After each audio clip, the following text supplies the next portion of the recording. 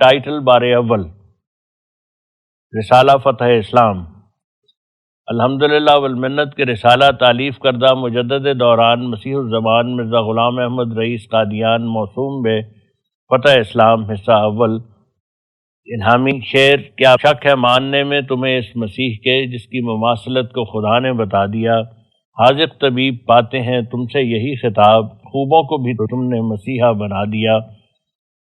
اور خدا تعالیٰ کے تجلی خاص کی بشارت اور اس کی پیروی کی راہوں اور اس کی تائید کے طریقوں کی طرف دعوت، جمادی الاول 1308 ہجری میں باہتمام شیخ نور احمد مالک مطبع ریاض ہند امرتسر میں طبع ہو کر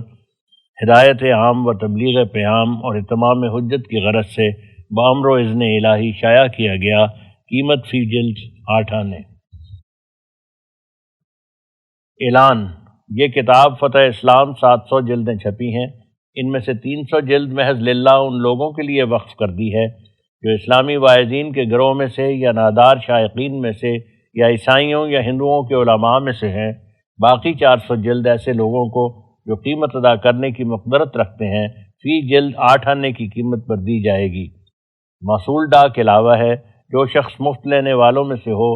یعنی واعظوں یا نادار لوگوں وغیرہ کے گروہ میں سے ہو، اس پر لازم ہے کہ صرف آدھ آنے کا ٹکٹ بھیجتے ہوئے کتاب روانہ کی جائے گی۔ المولن خاکسار مرزا غلام احمد عفیان ہو اسقادیان۔ بسم اللہ الرحمن الرحیم، نحمدہ و نصلی۔ فتح اسلام اور خدا تعالیٰ کی تجلی خاص کی بشارت اور اس کی پیروی کی راہوں اور اس کی تائید کے طریقوں کی طرف دعوت۔ رب انفخ روح برکتن فی کلامی ھذا وجل افئدۃ من الناس تہوی الیہ۔ اے ناظرین، نافعکم اللہ فی الدنیا والدین۔ آج یہ عاجز ایک مدت مدید کے بعد اس الہی کارخانہ کے بارے میں جو خدا تعالیٰ نے دین اسلام کی حمایت کے لیے میرے سپرد کیا ہے، ایک ضروری مضمون کی طرف آپ لوگوں کو توجہ دلاتا ہے، اور میں اس مضمون میں جہاں تک خدا تعالیٰ نے اپنی طرف سے مجھے تقریر کرنے کا مادہ بخشا ہے، اس سلسلہ کی عظمت اور اس کارخانہ کی نصرت کی ضرورت آپ صاحبوں پر ظاہر کرنا چاہتا ہوں، تا وہ حق تبلیغ جو مجھ پر واجب ہے اس سے میں سبکدوش ہو جاؤں۔ بس اس مضمون کے بیان کرنے میں مجھے اس سے کچھ غرض نہیں کہ اس تحریر کا دلوں پر کیا اثر پڑے گا، صرف غرض یہ ہے کہ جو بات مجھ پر فرض ہے اور جو پیغام پہنچانا میرے پر قرضہ لازمہ کی طرح ہے، وہ جیسا کہ چاہیے مجھ سے ادا ہو جائے، خواہ لوگ اس کو بسم رضا سنیں اور خواہ کراہت اور قبض کی نظر سے دیکھیں، اور خواہ میری نسبت نیک گمان رکھیں اور یا بدظنی کو اپنے دلوں میں جگہ دیں۔ وَأُفَوِّضُ أَمْرِي إِلَى اللَّهِ وَاللَّهُ بَصِيرٌ بِالْعِبَادِ۔ اب میں ذیل میں وہ مضمون جس کا اوپر وعدہ دیا ہے لکھتا ہوں۔ اے حق طالبو اور اسلام کے سچے محبو، آپ لوگوں پر واضح ہے کہ یہ زمانہ جس میں ہم لوگ زندگی بسر کر رہے ہیں، یہ ایک ایسا تاریک زمانہ ہے کہ کیا ایمانی اور کیا عملی جس قدر امور ہیں سب میں سخت فساد واقع ہو گیا ہے، اور ایک تیز آندھی ضلالت اور گمراہی کی ہر طرف سے چل رہی ہے۔ وہ چیز جس کو ایمان کہتے ہیں اس کی جگہ چند لفظوں نے لے لی ہے جن کا محض زبان سے اقرار کیا جاتا ہے، اور وہ امور جن کا نام اعمال صالحہ ہے ان کا مصداق چند رسوم یا اسراف اور ریاکاری کے کام سمجھے گئے ہیں، اور جو حقیقی نیکی ہے اس سے بکلی بے خبری ہے۔ اس زمانہ کا فلسفہ اور طبیعی بھی روحانی صلاحیت کا سخت مخالف پڑا ہے، اس کے جذبات اس کے جاننے والوں پر نہایت بد اثر کرنے والے اور ظلمت کی طرف کھینچنے والے ثابت ہوتے ہیں۔ وہ زہریلے مواد کو حرکت دیتے اور سوئے ہوئے شیطان کو جگا دیتے ہیں۔ ان علوم میں دخل رکھنے والے دینی امور میں اکثر ایسی بدعقیدگی پیدا کر لیتے ہیں کہ خدا تعالیٰ کے مقرر کردہ اصولوں اور صوم و صلاۃ وغیرہ کے عبادت کے طریقوں کو تحقیر اور استہزاء کی نظر سے دیکھنے لگتے ہیں۔ ان کے دلوں میں خدا تعالیٰ کے وجود کی بھی کچھ وقت اور عظمت نہیں، بلکہ اکثر ان میں سے الحاد کے رنگ سے رنگین اور دہریت کے رگ و ریشہ سے پر اور مسلمانوں کی اولاد کہلا کر پھر دشمن دین ہیں۔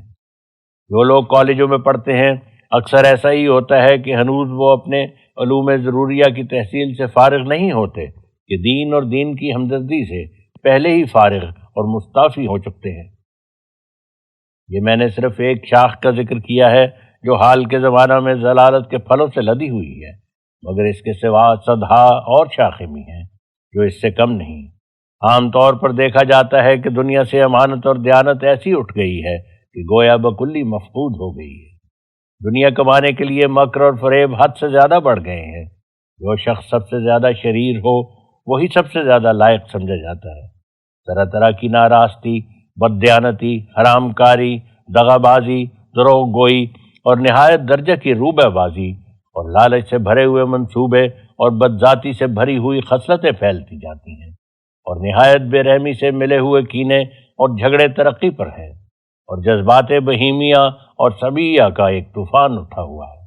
اور جس قدر لوگ ان علوم اور قوانین مروجہ میں چست و چالاک ہوتے جاتے ہیں، اسی قدر نیک گوہری اور نیک کرداری کی طبی خصلتیں اور حیا اور شرم اور خدا ترسی اور دیانت کی فطرتی خاصیتیں ان میں کم ہوتی جاتی ہیں۔ عیسائیوں کی تعلیم بھی سچائی اور ایمانداری کے اڑانے کے لیے کئی قسم کی سرنگیں تیار کر رہی ہے، اور عیسائی لوگ اسلام کے مٹا دینے کے لیے جھوٹ اور بناوٹ کی تمام باریک باتوں کو نہایت درجہ کی جانکاری سے پیدا کر کے ہر ایک راہزنی کے موقع اور محل پر کام میں لا رہے ہیں،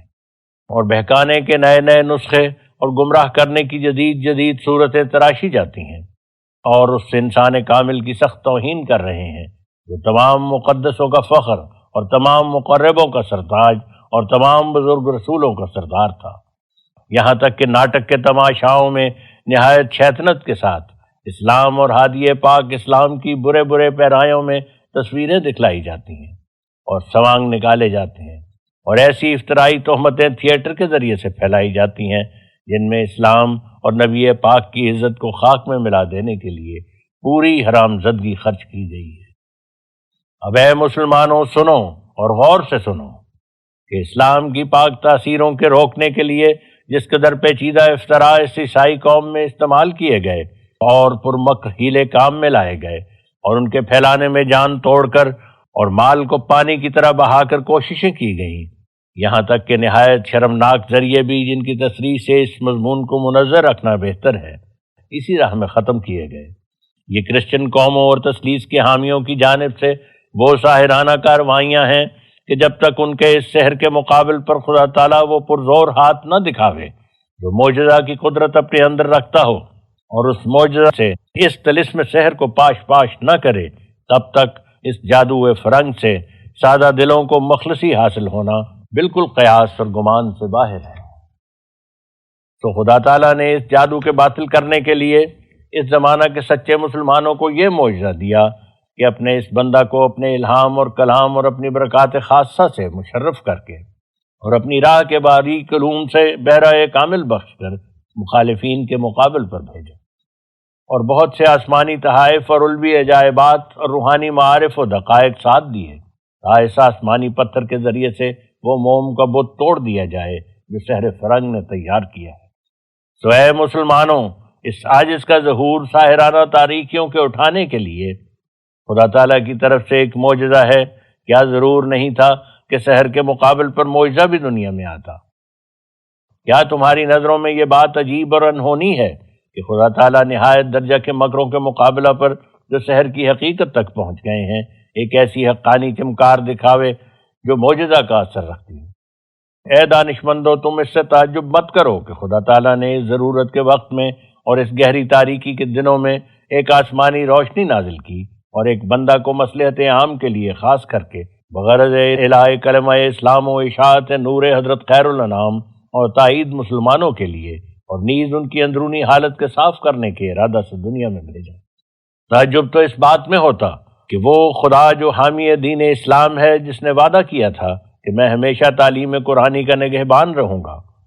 اور اسے سرد اور بے رونق اور بے نور ہونے نہیں دوں گا، وہ اس تاریکی کو دیکھ کر اور ان اندرونی اور بیرونی فسادوں پر نظر ڈال کر چپ رہتا اور اپنے اس وعدہ کو یاد نہ کرتا جس کو اپنے پاک کلام میں موقت طور پر بیان کر چکا تھا۔ پھر میں کہتا ہوں کہ اگر تعجب کی جگہ تھی تو یہ تھی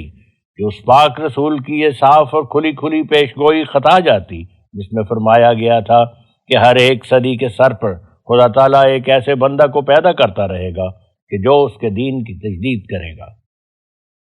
یہاں نشان دے کر حاشیہ میں حضور تحریر فرماتے ہیں، صرف رسمی اور ظاہری طور پر قرآن شریف کے تراجم پھیلانا یا فقط کتب دینیہ اور حدیث نبویہ کو اردو یا فارسی میں ترجمہ کر کے رواج دینا یا بدعات سے بھرے ہوئے خشک طریقے جیسے زمانہ حال کے اکثر مشائخ کا دستور ہو رہا ہے سکھلانا، یہ امور ایسے نہیں ہیں جن کو کامل اور واقعی طور پر تجدید دین کہا جائے،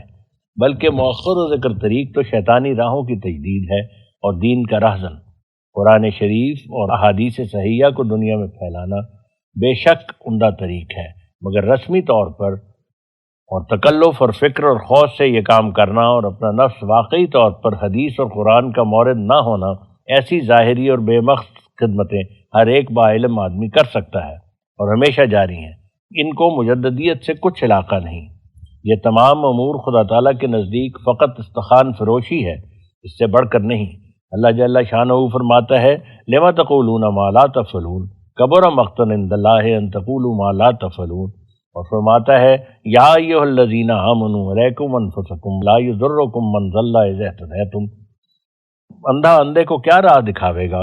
اور مجذوم دوسروں کے بدنوں کو کیا صاف کرے گا؟ تجدید دین وہ پاک کیفیت ہے کہ اول عاشقانہ جوش کے ساتھ اس پاک دل پر نازل ہوتی ہے کہ جو مکالمہ الہی کے درجہ تک پہنچ گیا ہو، پھر دوسروں میں جلد یا دیر سے اس کی سرایت ہوتی ہے۔ جو لوگ خدا تعالیٰ کی طرف سے مجددیت کی قوت پاتے ہیں وہ نرے استخوان فروش نہیں ہوتے، بلکہ وہ واقعی طور پر نائب رسول اللہ صلی اللہ علیہ وسلم اور روحانی طور پر آن جناب کے خلیفہ ہوتے ہیں۔ خدا تعالیٰ انہیں ان تمام نعمتوں کا وارث بناتا ہے جو نبیوں اور رسولوں کو دی جاتی ہیں، اور ان کی باتیں از قبیل جوشیدن ہوتی ہیں نہ محض از قبیل کوشیدن، اور وہ حال سے بولتے ہیں نہ مجرد قال سے، اور خدا تعالیٰ کے الہام کی تجلی ان کے دلوں پر ہوتی ہے، اور وہ ہر ایک مشکل کے وقت روح القدس سے سکھلائے جاتے ہیں، اور ان کی گفتار اور کردار میں دنیا پرستی کی ملونی نہیں ہوتی، کیونکہ وہ بکلی مصفح کیے گئے اور بتمام و کمال کھینچے گئے ہیں۔ یہاں حاشیہ کا نوٹ ختم ہوتا ہے، اب ہم دوبارہ متن کی طرف رجوع کرتے ہیں۔ تو یہ تعجب کا مقام نہیں بلکہ ہزار در ہزار شکر کا مقام اور ایمان اور یقین کے بڑھانے کا وقت ہے کہ خدا تعالیٰ نے اپنے فضل و کرم سے اپنے وعدہ کو پورا کر دیا اور اپنے رسول کی پیش گوئی میں ایک منٹ کا بھی فرق پڑنے نہیں دیا، اور نہ صرف اس پیش گوئی کو پورا کر کے دکھلایا بلکہ آئندہ کے لیے بھی ہزاروں پیش گوئیوں اور خوارق کا دروازہ کھول دیا۔ اگر تم ایماندار ہو تو شکر کرو اور شکر کے سجدات بجا لاؤ کہ وہ زمانہ جس کا انتظار کرتے کرتے تمہارے بزرگ آبا گزر گئے اور بے شمار روحیں اس کے شوق میں ہی سفر کر گئیں، وہ وقت تم نے پا لیا۔ اب اس کی قدر کرنا یا نہ کرنا اور اس سے فائدہ اٹھانا یا نہ اٹھانا تمہارے ہاتھ میں ہے۔ میں اس کو بار بار بیان کروں گا اور اس کے اظہار سے میں رک نہیں سکتا کہ میں وہی ہوں جو وقت پر اصلاح خلق کے لیے بھیجا گیا تا دین کو تازہ طور پر دلوں میں قائم کر دیا جائے۔ میں اس طرح بھیجا گیا ہوں جس طرح سے وہ شخص بعد کلیم اللہ مرد خدا کے بھیجا گیا تھا جس کی روح ہیروڈیس کے عہد حکومت میں بہت تکلیفوں کے بعد آسمان کی طرف اٹھائی گئی۔ تو جب دوسرا کلیم اللہ جو حقیقت میں سب سے پہلا اور سید الانبیاء ہے دوسرے فرعونوں کی سرکوبی کے لیے آیا جس کے حق میں ہے انا ارسلنا الیکم رسولا شاہدا علیکم کما ارسلنا الی فرعون رسولا، تو اس کو بھی جو اپنی کارروائیوں میں کلیم اول کا مثیل مگر رتبہ میں اس سے بزرگ تر تھا ایک مثیل المسیح کا وعدہ دیا گیا، اور وہ مثیل المسیح قوت اور طبع اور خاصیت مسیح ابن مریم کی پا کر اسی زمانہ کی مانند اور اسی مدت کے قریب قریب جو کلیم اول کے زمانہ سے مسیح ابن مریم کے زمانہ تک تھی، یعنی 14ویں صدی میں آسمان سے اترا، اور وہ اترنا روحانی طور پر تھا جیسا کہ مکمل لوگوں کا صعود کے بعد خلق اللہ کی اصلاح کے لیے نزول ہوتا ہے، اور سب باتوں میں اسی زمانہ کے ہم شکل زمانہ میں اترا جو مسیح ابن مریم کے اترنے کا زمانہ تھا تا سمجھنے والوں کے لیے نشان ہو۔ یہاں حاشیہ میں حضور فرماتے ہیں یہ زمانہ جس میں ہم ہیں یہ ایک ایسا زمانہ ہے کہ ظاہر پرستی اور روح اور حقیقت سے دوری اور دیانت اور ایمانت سے محرومی اور سچائی اور اخلاقی پاکیزگی سے محجوری اور لالچ اور بخل اور حب دنیا سے معموری اس زمانہ میں عام طور پر ایسی ہی پھیل گئی ہے کہ جیسے حضرت مسیح ابن مریم کے ظہور کے وقت یہودیوں میں پھیلی ہوئی تھی۔ بس جیسے یہودی لوگ اس زمانہ میں بکلی حقیقی نیکی سے بے خبر ہو گئے تھے، صرف رسوم اور عادات کو نیکی سمجھتے تھے، اور علاوہ اس کے دیانت اور ایمانت اور اندرونی صفائی اور عدالت ان میں سے بالکل اٹھ گئی تھی، سچی ہمدردی اور سچے رحم کا نام و نشان نہیں رہا تھا۔ اور انواع و اقسام کی مخلوق پرستی نے معبود حقیقی کی جگہ لے لی تھی۔ ایسا ہی اس زمانہ میں یہ تمام بلائیں ظہور میں آ گئی ہیں۔ حلال چیزوں کو شکر اور مشکورانہ فروتنی کے ساتھ استعمال نہیں کیا جاتا۔ حرام کے ارتکاب سے کوئی کراہت اور نفرت باقی نہیں رہی۔ خدا تعالیٰ کے بزرگ حکم تعویلوں کے ساتھ ٹال دیے جاتے ہیں۔ ہمارے اکثر علماء بھی اس وقت کے فقیہوں اور فریسیوں سے کم نہیں، مچھر چھانتے اور اونٹ کو نگل جاتے ہیں۔ آسمان کی بادشاہت لوگوں کے آگے بند کرتے ہیں، نہ تو آپ اس میں جاتے ہیں اور نہ جانے والوں کو جانے دیتے ہیں۔ لمبی چوڑی نمازیں پڑھتے ہیں مگر دل میں اس معبود حقیقی کی محبت اور عظمت نہیں۔ ممبروں پر بیٹھ کر بڑی رقت آمیز واز کرتے ہیں مگر ان کے اندرونی کام اور ہی ہیں۔ عجیب ہیں ان کی آنکھیں کے باوجود ان کے دلوں کی سرکشی اور مفسدانہ ارادوں کے رونے کا بہت ملکہ رکھتی ہیں، اور عجیب ہیں ان کی زبانیں کے باوجود سخت بیگانہ ہونے دلوں کے آشنائی کا دم بھرتی ہیں۔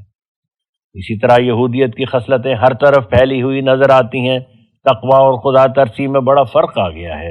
ایمانی کمزوری نے الہی محبت کو ٹھنڈا کر دیا ہے۔ دنیا کی محبت میں لوگ دبے جاتے ہیں، اور ضرور تھا کہ ایسا ہی ہوتا، کیونکہ حضرت علی سیدنا و مولانا صلی اللہ علیہ وسلم بطور پیش گوئی فرما چکے ہیں کہ اس امت پر ایک زمانہ آنے والا ہے جس میں وہ یہودیوں سے سخت درجہ کی مشابہت پیدا کر لے گی، اور وہ سارے کام کر دکھائے گی جو یہودی کر چکے ہیں، یہاں تک کہ اگر یہودی چوہے کے سوراخ میں داخل ہوئے ہیں تو وہ بھی داخل ہوگی۔ تب فارس کی اصل میں سے ایک ایمان کی تعلیم دینے والا پیدا ہوگا۔ اگر ایمان ثریا میں معلق ہوتا تو وہ اسے اس جگہ سے بھی پا لیتا۔ یہ پیش گوئی حضرت صلی اللہ علیہ وسلم کی ہے جس کی حقیقت الہام الہی نے اس عاجز پر کھول دی اور تصریح سے اس کی کیفیت ظاہر کر دی، اور مجھ پر خدا تعالیٰ نے اپنے الہام کے ذریعے سے کھول دیا کہ حضرت مسیح ابن مریم بھی در حقیقت ایک ایمان کی تعلیم دینے والا تھا جو حضرت موسیٰ سے 1400 برس بعد پیدا ہوا۔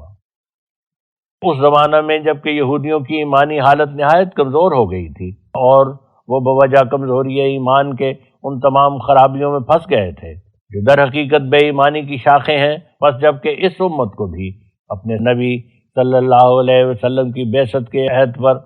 1400 برس کے قریب مدت گزری تو وہی آفات ان میں بھی بکثرت پیدا ہو گئیں جو یہودیوں میں پیدا ہوئی تھی، تا وہ پیش گوئی پوری ہو جو ان کے حق میں کی گئی تھی۔ پس خدا تعالیٰ نے ان کے لیے بھی ایک ایمان کی تعلیم دینے والا مسیح اپنی قدرت کاملہ سے بھیج دیا۔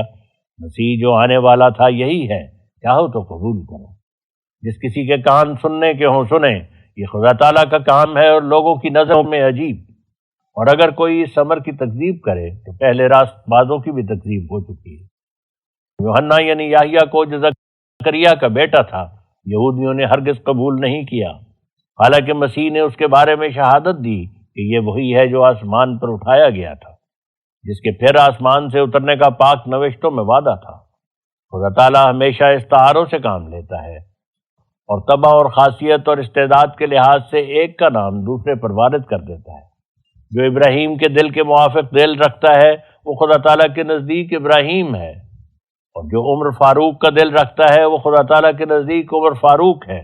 کیا تم یہ حدیث پڑھتے نہیں کہ اگر اس امت میں بھی محدث ہے جن سے اللہ تعالیٰ کلام کرتا ہے تو وہ عمر ہے؟ اب کیا اس حدیث کے یہ معنی ہے کہ محدثیت حضرت عمر پر ختم ہو گئی؟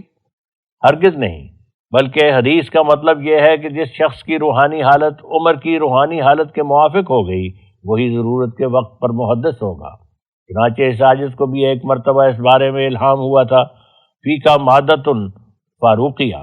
سو اس عاجز کو اور بزرگوں کی فطرتی مشابہت سے علاوہ جس کی تفصیل براہین احمدیہ میں ببست تمام مندرج ہے، حضرت مسیح کی فطرت سے ایک خاص مشابہت ہے، اور اسی فطرتی مشابہت کی وجہ سے مسیح کے نام پر یہ عاجز بھیجا گیا تا صلیبی اعتقاد کو پاش پاش کر دیا جائے۔ سو میں صلیب کے توڑنے اور خنزیروں کے قتل کرنے کے لیے بھیجا گیا ہوں۔ میں آسمان سے اترا ہوں ان پاک فرشتوں کے ساتھ جو میرے دائیں بائیں تھے، جن کو میرا خدا جو میرے ساتھ ہے میرے کام کے پورا کرنے کے لیے ہر ایک مستعد دل میں داخل کرے گا، بلکہ کر رہا ہے۔ اور اگر میں چپ بھی رہوں اور میری قلم لکھنے سے رکی بھی رہے تب بھی وہ فرشتے جو میرے ساتھ اترے ہیں اپنا کام بند نہیں کر سکتے، اور ان کے ہاتھ میں بڑی بڑی گرزیں ہیں جو صلیب توڑنے اور مخلوق پرستی کی ہیکل کچلنے کے لیے دیے گئے ہیں۔ شاید کوئی بے خبر اس حیرت میں پڑے کہ فرشتوں کا اترنا کیا معنی رکھتا ہے، تو واضح ہو کہ عادت اللہ اسی طرح پر جاری ہے کہ جب کوئی رسول یا نبی یا محدث اصلاح خلق اللہ کے لیے آسمان سے اترتا ہے تو ضرور اس کے ساتھ اور اس کے ہم رکاب ایسے فرشتے اترا کرتے ہیں کہ جو مستعد دلوں میں ہدایت ڈالتے ہیں اور نیکی کی رغبت دلاتے ہیں اور برابر اترتے رہتے ہیں جب تک کفر و ضلالت کی ظلمت دور ہو کر ایمان اور راست بازی کی صبح صادق نمودار ہو، جیسا کہ اللہ جل شانہ فرماتا ہے تنزل الملائکۃ والروح فیہا بإذن ربہم من کل امر سلام ہی حتی مطلع الفجر۔ تو ملائکہ اور روح القدس کا تنزل یعنی آسمان سے اترنا اسی وقت ہوتا ہے جب ایک عظیم الشان آدمی خلعت خلافت پہن کر اور کلام الہی سے شرف پا کر زمین پر نزول فرماتا ہے۔ روح القدس خاص طور پر اس خلیفہ کو ملتی ہے اور جو اس کے ساتھ ملائکہ ہیں وہ تمام دنیا کے مستعد دلوں پر نازل کیے جاتے ہیں۔ تب دنیا میں جہاں جہاں جوہر قابل پائے جاتے ہیں سب پر اس نور کا پرتو پڑتا ہے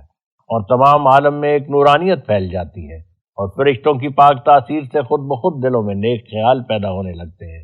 اور توحید پیاری معلوم ہونے لگتی ہے اور سیدھے دلوں میں راست پسندی اور حق جوئی کی ایک روح پھونک دی جاتی ہے اور کمزوروں کو طاقت عطا کی جاتی ہے اور ہر طرف ایسی ہوا چلنی شروع ہو جاتی ہے کہ جو اس مسئلے کے مدعا اور مقصد کو مدد دیتی ہے۔ ایک پوشیدہ ہاتھ کی تحریک سے خود بخود لوگ صلاحیت کی طرف کھسکتے چلے آتے ہیں اور قوموں میں ایک جنبش سی شروع ہو جاتی ہے۔ تب ناسمجھ لوگ گمان کرتے ہیں کہ دنیا کے خیالات نے خود بخود راستی کی طرف پلٹا کھایا ہے، لیکن در حقیقت یہ کام ان فرشتوں کا ہوتا ہے کہ جو خلیفۃ اللہ کے ساتھ آسمان سے اترتے ہیں اور حق کے قبول کرنے اور سمجھنے کے لیے غیر معمولی طاقتیں بخشتے ہیں، سوئے ہوئے لوگوں کو جگا دیتے ہیں اور مستوں کو ہوشیار کرتے ہیں اور بہروں کے کان کھولتے ہیں اور مردوں میں زندگی کی روح پھونکتے ہیں اور ان کو جو قبروں میں ہیں باہر نکال لاتے ہیں۔ تب لوگ یک دفعہ آنکھیں کھولنے لگتے ہیں اور ان کے دلوں پر وہ باتیں کھلنے لگتی ہیں جو پہلے مخفی تھیں، اور در حقیقت یہ فرشتے اس خلیفۃ اللہ سے الگ نہیں ہوتے، اسی کے چہرہ کا نور اور اسی کی ہمت کے آثار جلیہ ہوتے ہیں جو اپنی قوت مقناطیسی سے ہر ایک مناسبت رکھنے والے کو اپنی طرف کھینچتے ہیں، خواہ وہ جسمانی طور پر نزدیک ہو یا دور ہو، اور خواہ آشنا ہو یا بکلی بیگانہ اور نام تک بے خبر ہو۔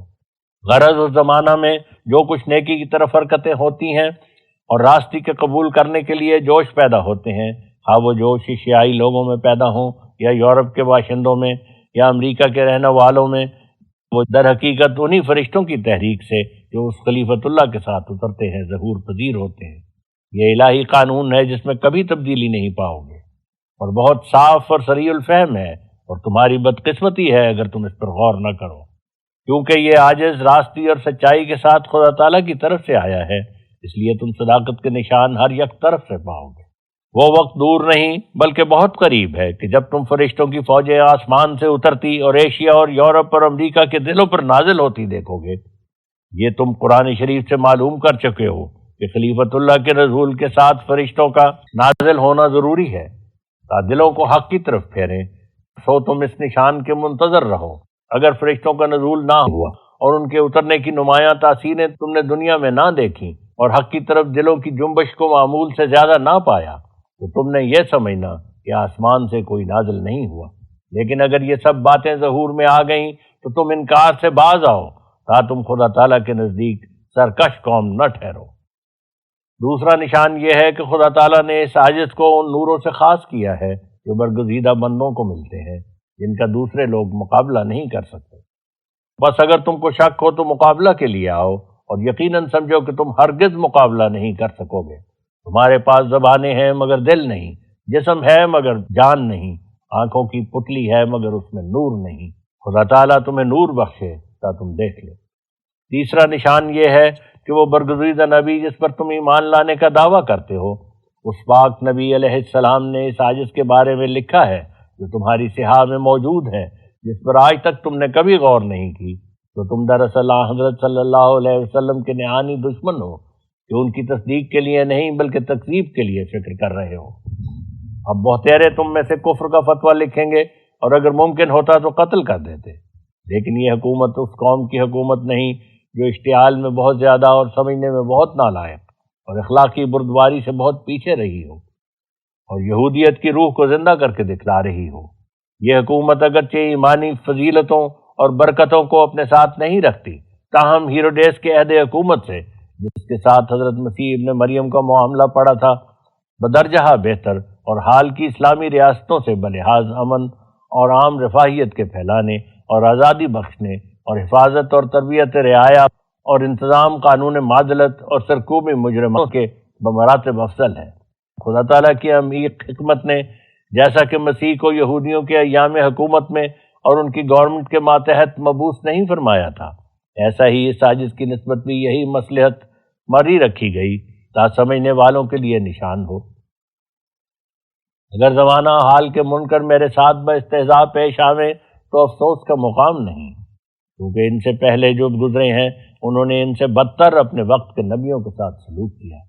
مسیح سے بھی بہت مرتبہ ہنسی ٹھٹا ہوا۔ ایک دفعہ بھائیوں نے ہی جو ایک ہی ماں کے پیٹ سے پیدا ہوئے تھے چاہا کہ اس کو دیوانہ قرار دے کر قید خانہ میں مقید کرا دیں، اور بیگانوں نے تو کئی دفعہ اس کو جان سے مار دینے کا ارادہ کیا اور اس پر پتھر چلائے اور نہایت تحقیر کی نظر سے اس کے منہ پر تھوکا، بلکہ ایک دفعہ اس کو اپنے زوم میں صلیب پر چڑھا کر قتل کر دیا۔ مگر چونکہ ہڈی نہیں توڑی گئی تھی اس لیے وہ ایک خوش اعتقاد اور نیک آدمی کی حمایت سے بچ گیا اور بقیہ ایام زندگی بسر کر کے آسمان کی طرف اٹھایا گیا۔ مسیح کے ارادت مندوں اور دن رات کے دوستوں اور رفیقوں نے بھی لغزش کھائی۔ ایک نے 30 روپے رشوت لے کر اس کو پکڑوا دیا اور ایک نے اس کے سامنے اس کی طرف اشارہ کر کے اس پر لعنت کی، اور باقی حواری جو بڑی دوستی کا دم بھرتے تھے بھاگ گئے اور اپنے دلوں میں مسیح کی نسبت کئی طرح کے شک انہوں نے پیدا کر دیے۔ لیکن چونکہ وہ راست باز تھا اس لیے خدا نے پھر اس کے کارخانہ کو مرنے کے بعد زندہ کیا۔ مسیح کی دوبارہ زندگی جو عیسائیوں کے خیال میں جمی ہوئی ہے، در حقیقت یہ اس کے مذہب کی زندگی کی طرف اشارہ ہے جو مرنے کے بعد پھر زندہ کیا گیا۔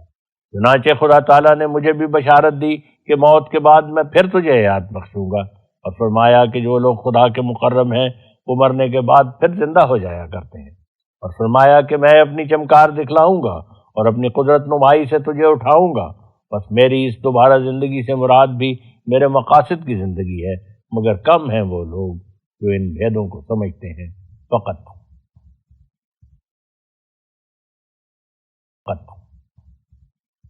یہاں حاشیے کا مضمون ختم ہوتا ہے اور اب ہم دوبارہ متن کی طرف رجوع کرتے ہیں۔ متن میں حضور فرماتے ہیں،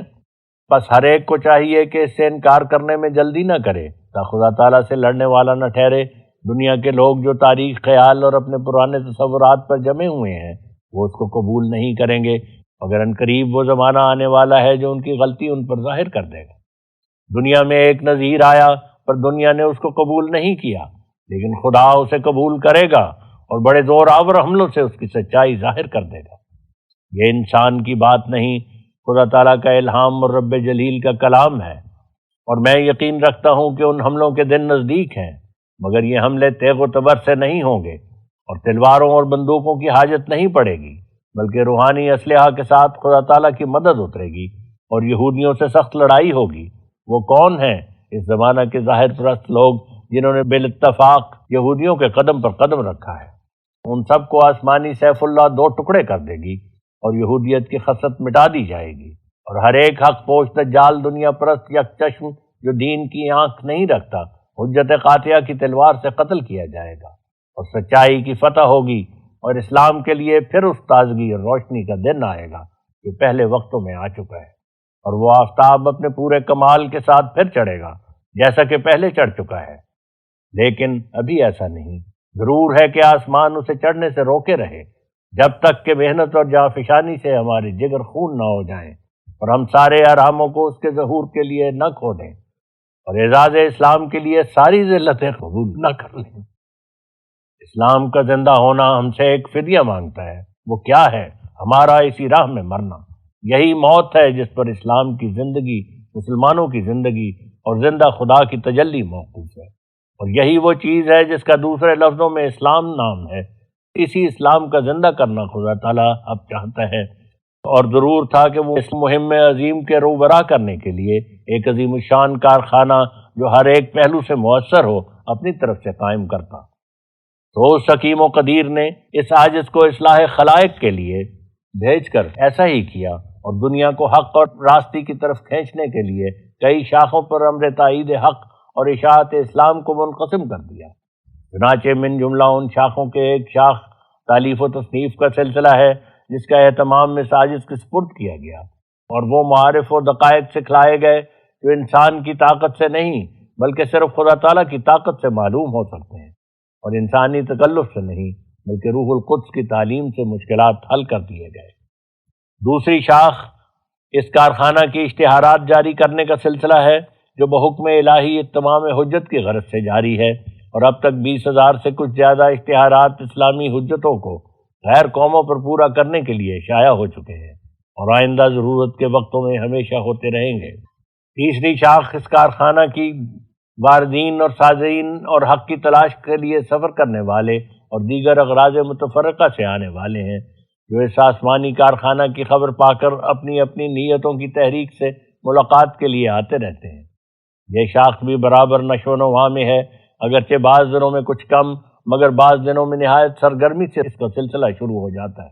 چنانچہ ان 7 برسوں میں 60,000 سے کچھ زیادہ مہمان آئے ہوں گے، اور جس قدر ان میں سے مستعد لوگوں کو تقریری ذریعوں سے روحانی فائدہ پہنچایا گیا اور ان کے مشکلات حل کر دیے گئے اور ان کی کمزوری کو دور کر دیا گیا، اس کا علم خدا تعالیٰ کو ہے۔ مگر اس میں کچھ شک نہیں کہ یہ زبانی تقریریں جو سائلین کے سوالات کے جواب میں کی گئیں یا کی جاتی ہیں، یا اپنی طرف سے محل اور موقع کے مناسب کچھ بیان کیا جاتا ہے، یہ طریق بعض صورتوں میں تالیفات کی نسبت نہایت مفید اور مؤثر اور جلد تر دلوں میں بیٹھنے والا ثابت ہوا ہے۔ یہی وجہ ہے کہ تمام نبی اس طریق کو ملحوظ رکھتے رہے ہیں، اور بجز خدا تعالیٰ کے کلام کے جو خاص طور پر بلکہ قلم بند ہو کر شائع کیا گیا، باقی جس قدر مقالات انبیاء ہیں وہ اپنے اپنے محل پر تقریروں کی طرح پھیلتے رہے ہیں۔ عام قاعدہ نبیوں کا یہی تھا کہ ایک محل شناس لیکچرار کی طرح ضرورتوں کے وقتوں میں مختلف مجالس اور محافل میں ان کے حال کے مطابق روح سے قوت پا کر تقریریں کرتے تھے، مگر نہ اس زمانہ کے متکلموں کی طرح کہ جن کو اپنی تقریر سے فقط اپنا علمی سرمایہ دکھلانا منظور ہوتا ہے، یا یہ غرض ہوتی ہے کہ اپنی جھوٹی منطق اور سوفسطائی حجتوں سے کسی سادہ لوح کو اپنے پیچ میں لاویں اور پھر اپنے سے زیادہ جہنم کے لائق کریں۔ بلکہ انبیاء نہایت سادگی سے کلام کرتے، اور جو اپنے دل سے ابلتا تھا وہ دوسروں کے دلوں میں ڈالتے تھے۔ ان کے کلمات قدسیہ عین محل اور حاجت کے وقت پر ہوتے تھے، اور مخاطبین کو شغل یا افسانہ کی طرح کچھ نہیں سناتے تھے، بلکہ ان کو بیمار دیکھ کر اور طرح طرح کے آفات روحانی میں مبتلا پا کر علاج کے طور پر ان کو نصیحتیں کرتے تھے، یا حجج قاطعہ سے ان کے اوہام کو رفع فرماتے تھے، اور ان کی گفتگو میں الفاظ تھوڑے اور معانی بہت ہوتے تھے۔ تو یہی قاعدہ یہ عاجز ملحوظ رکھتا ہے، اور واردین اور صادرین کی استعداد کے موافق اور ان کی ضرورتوں کے لحاظ سے اور ان کے امراض لاحقہ کے خیال سے ہمیشہ باب تقریر کھلا رہتا ہے۔ یہاں نشان دے کر حاشیہ میں حضور نے ایک نوٹ تحریر فرمایا ہے۔ اس جگہ یہ عجیب قصہ لکھنے کے لائق ہے کہ ایک دفعہ مجھے علی گڑھ میں جانے کا اتفاق ہوا، اور مرض ضعف دماغ کی وجہ سے، جس کا قادیان میں بھی کچھ مدت پہلے دورہ ہو چکا تھا، میں اس لائق نہیں تھا کہ زیادہ گفتگو یا اور کوئی دماغی محنت کا کام کر سکتا، اور ابھی میری یہی حالت ہے کہ میں زیادہ بات کرنی یا حد سے زیادہ فکر اور خوض کی طاقت نہیں رکھتا۔ اس حالت میں علی گڑھ کے ایک مولوی صاحب محمد اسماعیل نام مجھ سے ملے، اور انہوں نے نہایت انکساری سے واعظ کے لیے درخواست کی اور کہا کہ لوگ مدت سے آپ کے شائق ہیں، بہتر ہے کہ سب لوگ ایک مکان میں جمع ہوں اور آپ کچھ واعظ فرمائیں۔ کیونکہ مجھے ہمیشہ سے یہی عشق اور یہی دلی خواہش ہے کہ حق باتوں کو لوگوں پر ظاہر کروں، اس لیے میں نے اس درخواست کو بشوق دل قبول کیا اور چاہا کہ لوگوں کے عام مجمع میں اسلام کی حقیقت بیان کروں کہ اسلام کیا چیز ہے اور اب لوگ اس کو کیا سمجھ رہے ہیں، اور مولوی صاحب کو کہا بھی گیا کہ انشاءاللہ اسلام کی حقیقت بیان کی جائے گی، لیکن بعد اس کے میں خدا تعالیٰ کی طرف سے روکا گیا۔ مجھے یقین ہے کہ چونکہ میری صحت کی حالت اچھی نہیں تھی، اس لیے خدا تعالیٰ نے نہ چاہا کہ زیادہ مغز خواری کر کے کسی جسمانی بلا میں پڑوں، اس لیے اس نے واعظ کرنے سے مجھے روک دیا۔ ایک دفعہ اس سے پہلے بھی ایسا ہی اتفاق ہوا تھا کہ میری ضعف کی حالت میں ایک نبی گزشتہ نبیوں میں سے کشفی طور پر مجھ کو ملے اور مجھے بطور ہمدردی اور نصیحت کے کہا کہ اس قدر دماغی محنت کیوں کرتے ہو، اس سے تو تم بیمار ہو جاؤ گے۔ بہرحال خدا تعالیٰ کی طرف سے یہ ایک روک تھی جس کا مولوی صاحب کی خدمت میں عذر کر دیا گیا، اور یہ عذر واقعی سچا تھا۔ جن لوگوں نے میری اس بیماری کے سخت دورے دیکھے ہیں اور کثرت گفتگو یا غور و فکر کے بعد بہت جلد اس بیماری کا برانگیختہ ہونا بچشم خود مشاہدہ کیا ہے، وہ اگرچہ بباعث ناواقفیت میرے الہامات پر یقین نہ رکھتے ہوں، لیکن ان کو اس بات پر بکلی یقین ہوگا کہ مجھے فی الواقع یہی مرض لاحق حال ہے۔ ڈاکٹر محمد حسین خان صاحب جو لاہور کے آنریری مجسٹریٹ بھی ہیں اور اب تک میرا علاج کرتے ہیں، ان کی طرف سے ہمیشہ یہی تاکید ہے کہ دماغی محنتوں سے تا قیام مرض بچنا چاہیے، اور ڈاکٹر صاحب موصوف میری اس حالت کے شاہد اول ہیں، اور میرے اکثر دوست جیسے اخویم مولوی حکیم نور الدین صاحب طبیب ریاست جموں جو ہمیشہ میری ہمدردی میں بدل و جان و مال مشغول ہیں، اور منشی عبدالحق صاحب اکاؤنٹنٹ جو خاص لاہور میں سکونت اور تعلق ملازمت رکھتے ہیں، جنہوں نے میری اس بیماری کے دنوں میں خدمت کا وہ حق ادا کیا اس کا بیان میری طاقت سے باہر ہے۔ یہ سب میرے مخلص میری اس حالت کے گواہ ہیں، مگر افسوس کہ باوجود ہے کہ ہر ایک مومن حسن ظن کے لیے معمور ہے، مولوی صاحب نے میرے اس عذر کو نیک ظنی سے دل میں جگہ نہیں دی، بلکہ غایت درجہ کی بدگمانی کر کے دروغ گوئی پر حمل کیا۔ چنانچہ ان کی ساری وہ تقریر جس کو ایک ڈاکٹر جمال الدین نام ان کے ایک دوست نے ان کی اجازت سے تحریر کر کے لوگوں میں پھیلایا، ذیل میں ماں اس کے جواب کے لکھتا ہوں۔ قولہ، میں نے ان سے یعنی ساجد سے بمقام علی گڑھ کہا کہ کل جمعہ ہے، واز فرمائیے۔ اس کا انہوں نے وعدہ بھی کیا، مگر صبح کو روکا آیا کہ میں بذریعہ الہام واز کہنے سے منع کیا گیا ہوں۔ میرا خیال ہے کہ بسبب عجز بیانی اور خوف امتحانی انکار کر دیا۔ اقول، مولوی صاحب کا یہ خیال بجز بدگمانی کے جو سخت ممنوعات شرعیہ میں سے ہے اور نیک سرشت آدمیوں کا کام نہیں، اور کوئی اصلیت اور حقیقت نہیں رکھتا۔ اگر میں صرف علی گڑھ میں آ کر خاص اسی موقع پر الہام کا مدعی بنتا تو بے شک بدظنی کرنے کے لیے ایک وجہ ہو سکتی تھی، اور بے شک خیال کیا جا سکتا تھا کہ میں مولوی صاحب کے علمی مرتبہ کی علو شان دیکھ کر اور ان کے کمالات کی عظمت اور ہیبت سے متاثر ہو کر گھبرا گیا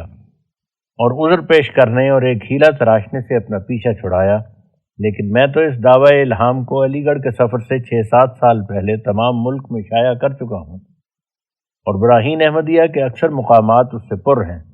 اگر میں تقریر کرنے سے عاجز ہوتا تو وہ کتابیں جو میری طرف سے تقریری طور پر عین مجلس میں اور ہزارہا موافقین اور مخالفین کے جلسہ میں قلم بند ہو کر شائع ہوئی ہیں، جیسے سرمہ چشماریہ، وہ کیوں کر میری ایسی ضعیف قوت ناطقہ سے نکل سکتی تھی، اور کیوں کر میرا عالیشان سلسلہ زبانی تقریروں کا جس میں ہزاروں مختلف طبع اور استعداد آدمیوں کے ساتھ ہمیشہ مغز خواری کرنی پڑتی ہے، آج تک چل سکتا۔ افسوس، ہزار افسوس اس زمانہ کے اکثر مولویوں پر کہ آتش حسد اندر ہی اندر ان کو کھا گئی ہے۔ لوگوں کو تو ایمانی خصائل اور برادرانہ برتاؤ اور باہم نیک ظنی کا ہمیشہ سبق دیتے ہیں، اور ممبروں پر چڑھ کر اس بارے میں کلام الہی کی آیات سناتے ہیں، مگر آپ ان حکموں کو چھوتے بھی نہیں۔ اے حضرت، خدا تعالیٰ آپ کی آنکھ کھولے۔ کیا یہ ممکن نہیں کہ خدا تعالیٰ اپنے کسی ملہم بندہ کو کسی مصلحت کی وجہ سے ایک کام کرنے سے روک دے گے، اور شاید اس روک کا دوسرا سبب یہ بھی ہوگا کہ تا آپ کی اندرونی خاصیتوں کا امتحان ہو جائے، اور جو لوگ آپ کے ہم رنگ اور آپ کے ہم ظرف ہیں ان کے مواد خبیثہ بھی اس تقریب سے باہر نکل آئیں۔ رہی یہ بات کہ آپ کی عالمانہ عظمت اور ہیبت سے میں ڈر گیا، تو اس کے جواب میں آپ یقیناً سمجھیں کہ جو لوگ تاریکی اور نفسانی ظلمتوں میں مبتلا ہیں، اگر وہ دنیا کے تمام فلسفہ اور طبی کے جامع بھی ہوں، تب بھی میری نگاہ میں ایک مرے ہوئے کیڑے سے ان کی زیادہ وقت نہیں۔ مگر آپ اس مرتبہ علم کے آدمی بھی نہیں، صرف پرانے خیالات کے خشک ملا ہیں، اور وہی کمینگی جو تاریخ خیال ملاؤں میں ہوا کرتی ہے آپ کے اندر موجود ہے۔ اور آپ کو یاد رہے کہ اکثر میرے پاس ایسے محقق اور جامع فنون اور معلومات وسیع رکھنے والے آتے اور اسرار معارف سے فائدہ اٹھاتے رہتے ہیں کہ اگر میں ان کے مقابل پر آپ کو طفل مکتب بھی کہوں تو اس قدر کلمہ سے بھی آپ کو وہ عزت دوں گا جس کے آپ مستحق نہیں۔ اب بھی اگر آپ کی قوت واہمہ فروغ ہونے میں نہ آوے اور بدظنی کے جذبات کم نہ ہوں تو پھر میں خدا تعالیٰ کی مدد اور رحمت سے آپ کے مقابل پر تقریر کرنے کو بھی حاضر ہوں۔ میں بباعث بیماری اب کوئی سفر دور دراز تو نہیں کر سکتا، لیکن اگر آپ راضی ہوں تو اپنے کرایہ سے لاہور جیسے پنجاب کے صدر مقام میں آپ کو اس کام اور اس امتحان کے لیے تکلیف دے سکتا ہوں، اور یہ عہد پختہ عزم سے کرتا ہوں اور آپ کے جواب کا منتظر ہوں۔ قولہ، یہ شخص محض نالائق ہے، علمی لیاقت نہیں رکھتا۔ اقول، اے حضرت، مجھے دنیا کی کسی حکمت اور دانائی کا دعویٰ نہیں، اس جہان کی دانائیوں اور چالاکیوں کو میں کیا کروں کہ وہ روح کو منور نہیں کر سکتی، اندرونی غلاظتوں کو وہ دھو نہیں سکتی، عجز اور خاکساری کو پیدا نہیں کر سکتی، بلکہ زنگ پر زنگ چڑھاتی اور کفر پر کفر بڑھاتی ہیں۔ میرے لیے یہ بس ہے کہ عنایت الہی نے میری دستگیری کی، اور وہ علم بخشا کہ مدارس سے نہیں بلکہ آسمانی معلم سے ملتا ہے۔ اگر مجھے امی کہا جائے تو اس پر میری کیا کثر شان ہے، بلکہ جائے فخر، کیونکہ میرا اور تمام خلق اللہ کا مقتدا جو عامہ خلائق کی اصلاح کے لیے بھیجا گیا وہ بھی امی ہی تھا۔ میں اس کھوپڑی کو ہرگز قدر کے لائق نہیں سمجھوں گا جس میں علم کا گھمنڈ ہے، مگر اس کا ظاہر و باطن تاریکی سے بھرا ہوا ہے۔ قرآن شریف کو کھول کر گدھے کی مثال پر غور کرو، کیا یہ کافی نہیں؟ قولہ، میں نے الہام کے بارے میں اس سے چند سوال کیے، کسی قدر بے معنی جواب دے کر سکوت اختیار کیا۔ اقول، مجھے یاد ہے کہ بہت پرمانی جواب دیا گیا تھا، اور ایسے شخص کے لیے کہ جو کسی قدر عقل اور انصاف رکھتا ہو کافی تھا، مگر آپ نے نہ سمجھا۔ اس میں کس کی پردہ داری ہے، آپ کی یا کسی اور کی؟ وہی سوال کسی اخبار میں شائع کیجیے اور دوبارہ اپنی خوش فہمی کی آزمائش کرائیے۔ قولہ، ہرگز یقین نہیں ہو سکتا کہ ایسی عمدہ تصانیف کے یہی حضرت مصنف ہے۔ اقول، آپ کیا یقین کریں گے، یہ یقین تو ان کفار کو بھی میسر نہ آیا جنہوں نے حضرت صلی اللہ علیہ وسلم کو بچشم خود دیکھا تھا، اور وہ باعث سخت محجوب ہونے کے کمالات نبوی ان پر نہ کھل سکے، اور یہی کہتے رہے کہ یہ بلیغ کلمات جو اس کے منہ سے نکلتے ہیں اور یہ قرآن جو خلق اللہ کو سنایا جاتا ہے، یہ تمام عبارتیں در حقیقت بعض اور لوگوں کی تالیف ہیں جو پوشیدہ طور پر صبح اور شام اس کو سکھلائے جاتے ہیں۔ اور ایک طور سے ان کفار نے بھی سچ کہا اور مولوی صاحب کے منہ سے بھی سچ ہی نکلا، کیونکہ بلا شبہ قرآن شریف کا کلام بلاغت اور حکمت میں حضرت کی طاقت ذہنی سے بہت بلند، بلکہ تمام مخلوقات کی طاقت سے برتر و اعلیٰ ہے، اور بجز علیم مطلق اور قادر کامل کے اور کسی سے وہ کلام بن نہیں سکتا۔ ایسا ہی وہ کتابیں جو اس عاجز نے تالیف کر کے شائع کی ہیں، در حقیقت یہ تمام غیبی مدد کا نتیجہ ہے، اور اس عاجز کی استعداد اور لیاقت سے برتر اور شکر کا مقام ہے کہ مولوی صاحب کی اس نکتہ چینی سے ایک پیش گوئی بھی جو براہین احمدیہ میں درج ہے پوری ہوئی، کہ بعض لوگ اس تالیف کو پڑھ کر کہیں گے کہ یہ کتاب اس شخص کی تالیف نہیں بل آنہ علیہ قوم آخرون۔ دیکھو براہین احمدیہ کا صفحہ 239۔ قولہ، سید احمد عرب جن کو میں ثقہ جانتا ہوں، وہ مجھ سے بلا واسطہ بیان کرتے تھے کہ میں 2 ماہ تک ان کے پاس ان کے معتقدین خاص کے زمرہ میں رہا، اور وقتاً فوقتاً بنظر تجسس و امتحان ہر ایک وقت خاص پر حاضر رہ کر جانچا، تو معلوم ہوا کہ در حقیقت ان کے پاس حالات نجوم موجود ہیں، وہ ان سے کام لیتے ہیں۔ اقول، تعالوا ندعو ابناءنا وابناءکم ونساءنا ونساءکم وانفسنا وانفسکم ثم نبتہل فنجعل لعنۃ اللہ علی الکاذبین۔ میری طرف سے در حقیقت یہی جواب ہے جو میں نے آیات ربانی کے ذریعے سے لکھ دیا، اور مجھے ہرگز یاد نہیں کہ وہ سید احمد صاحب کون بزرگ تھے جو 2 ماہ تک میرے پاس رہے۔ اس بات کا بارے ثبوت مولوی صاحب کے ذمہ ہے کہ ان کو میرے روبرو پیش کریں تا پوچھا جائے کہ انہوں نے کن حالات کا مشاہدہ کیا تھا،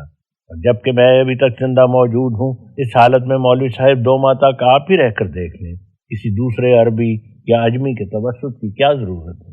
قولہ، مجھے فقرات الہام پر غور کرنے سے ہرگز یقین نہیں آتا کہ وہ الہام ہیں۔ اقول، ان لوگوں کو بھی یقین نہیں آیا تھا جن کے حق میں اللہ تعالیٰ فرماتا ہے کذبوا بآیاتنا کذابا، فرعون کو یقین نہ آیا، یہودیوں کے فقیہوں اور فریسیوں کو یقین نہ آیا،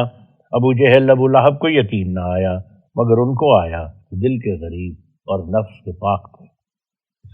این سعادت بزور بازو نیست تا نبخشد خدای بخشنده۔ قولہ، مدعی ہونا کرامات کے خلاف ہے، اور یہ کہنا کہ جس کو انکار ہو آ کر دیکھے یہ دعوی باطلہ ہے۔ اقول،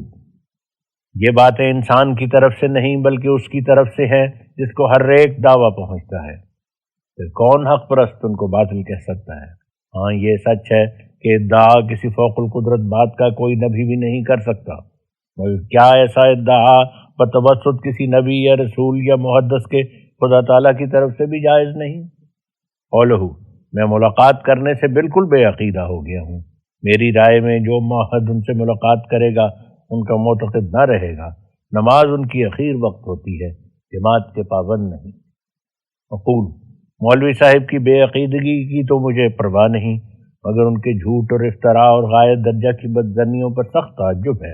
اے خداوند کریم، اس امت پر رحم کر جس کے رہنما اور ہادی اور سرپرست ایسے ایسے مولوی سمجھے گئے ہیں۔ اب ناظرین اس اعتراض پر بھی غور کریں جو بخل اور حسد کے جوش سے مولوی صاحب کے منہ سے نکلا۔ ظاہر ہے کہ یہ آج صرف چند روز تک مسافرانہ طور پر علی گڑھ میں ٹھہرا تھا، اور جو کچھ مسافروں کے لیے شریعت اسلام نے رخصتیں عطا کی ہیں اور ان سے دائمی طور پر انحراف کرنا ایک الحاد کا طریق قرار دیا ہے، ان سب امور کی رعایت میرے لیے ایک ضروری امر تھا، تو میں نے وہی کیا جو کرنا چاہیے تھا، اور میں اس سے انکار نہیں کر سکتا کہ میں نے اس چند روزہ اقامت کی حالت میں بعض دفعہ مسنون طور پر 2 نمازوں کو جمع کر لیا ہے، اور کبھی ظہر کے اخیر وقت پر ظہر اور عصر دونوں نمازوں کو اکٹھی کر کے پڑھا ہے،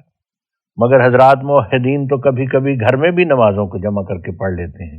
اور بلا سفرن و مطرن پر عمل درآمد رہتا ہے۔ میں اس سے بھی انکار نہیں کر سکتا کہ میں نے ان چند دنوں میں مسجدوں میں حاضر ہونے کا بکلی التزام نہیں کیا،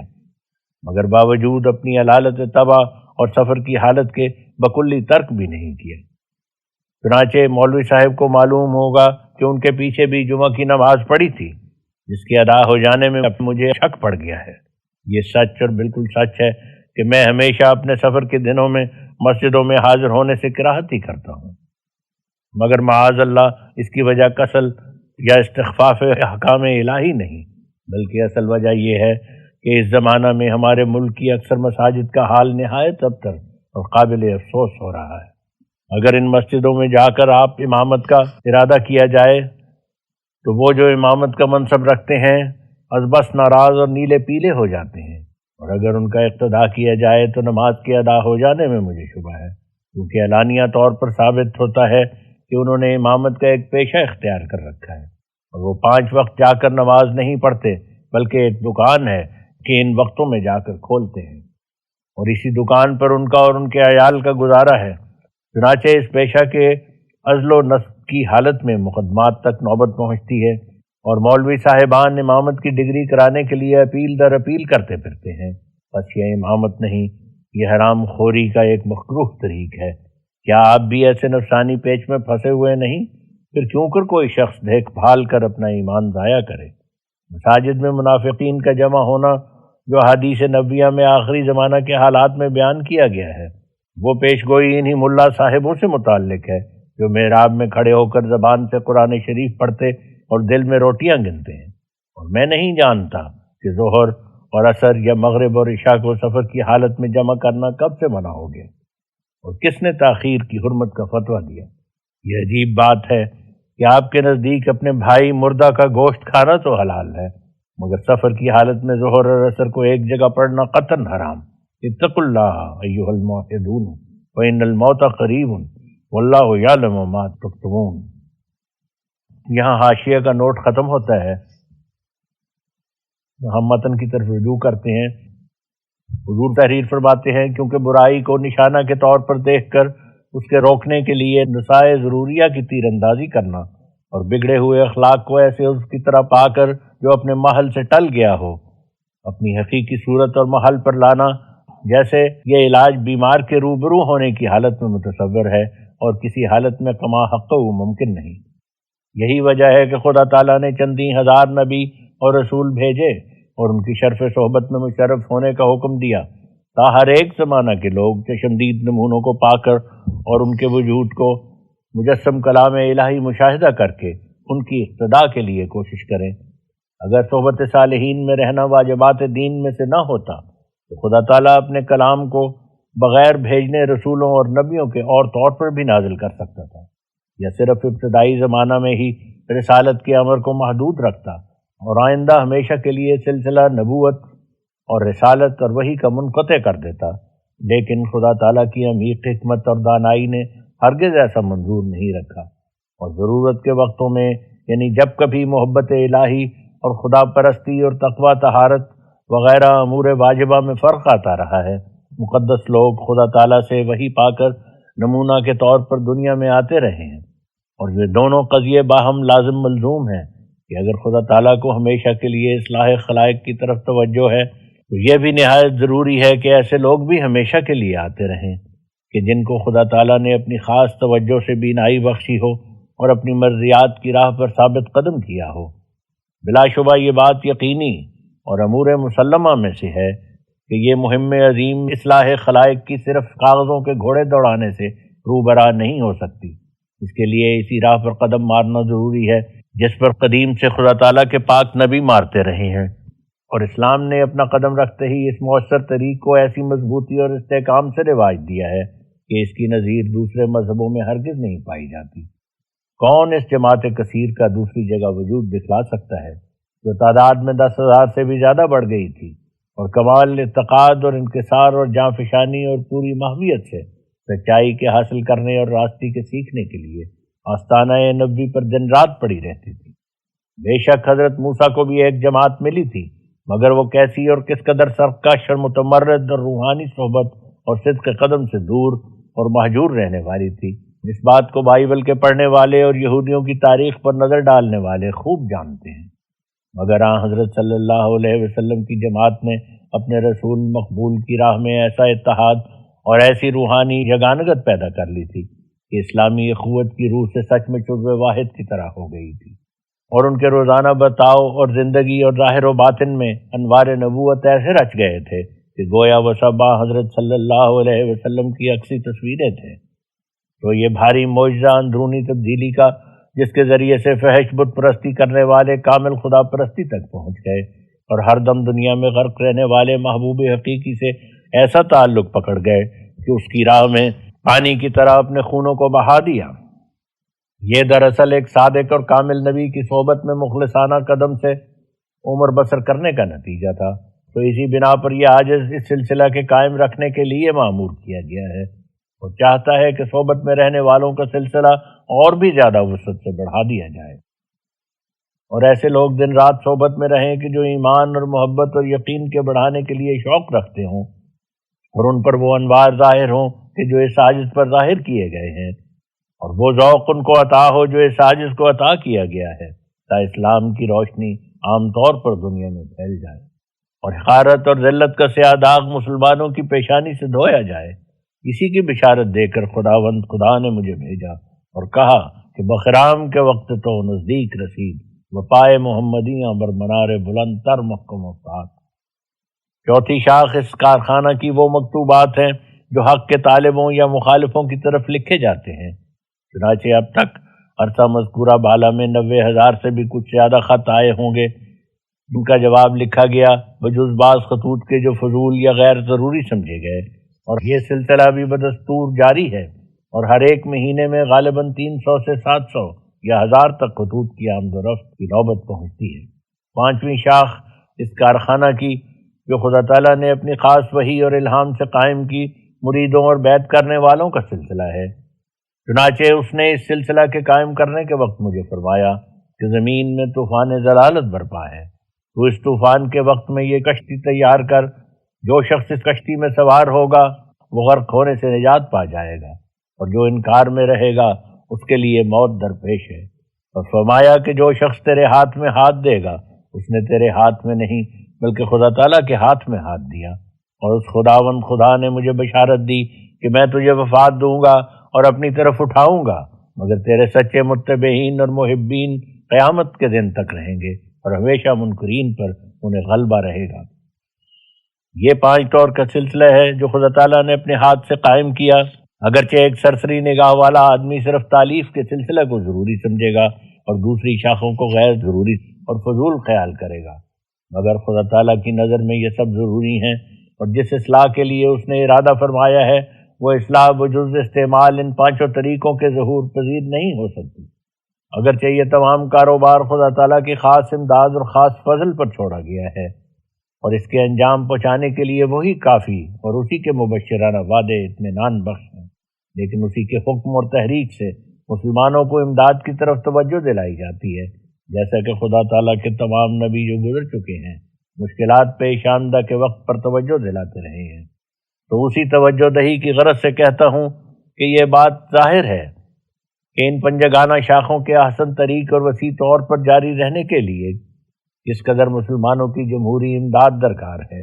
مثلاً ایک تالیف کے ہی سلسلہ کو غور کر کے دیکھو کہ اگر ہم پوری اشاعت کی غرض سے اس خدمت کو اپنے ذمہ لیں تو اس کی تکمیل کے لیے کیا کچھ مالی وسائل کی ہمیں ضرورت پڑے گی،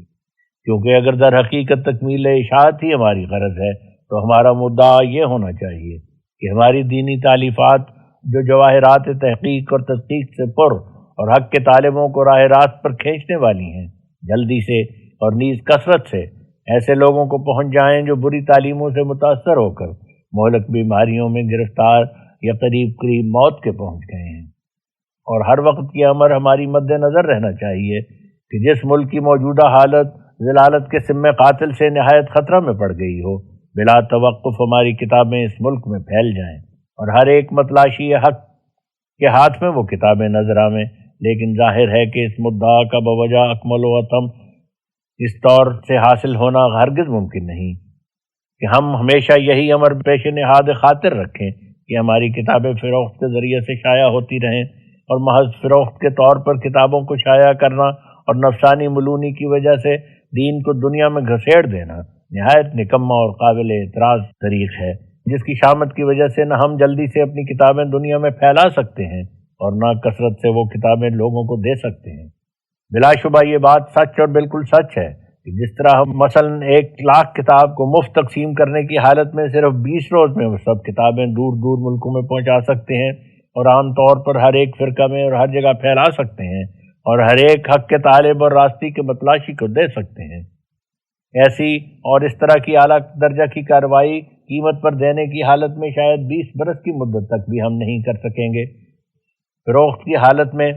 کتابوں کو صندوق میں بند کر کے ہم کو خریداروں کی راہ دیکھنا چاہیے کہ کب کوئی آتا ہے یا خط بھیجتا ہے، اور ممکن ہے کہ اس انتظار دراز کے زمانہ میں ہم آپ ہی اس دنیا سے رخصت ہو جائیں اور کتابیں صندوقوں میں بند کی بند ہی رہیں، کیونکہ فروخت کا دائرہ نہایت تنگ اور اصل مدعا کا سخت خارج اور چند سال کے کام کو 100 برسوں پر ڈالتا ہے، اور مسلمانوں میں سے ایسا کوئی فراخ حوصلہ اور عالی ہمت تبیر بھی اب تک اس طرف متوجہ نہیں ہوا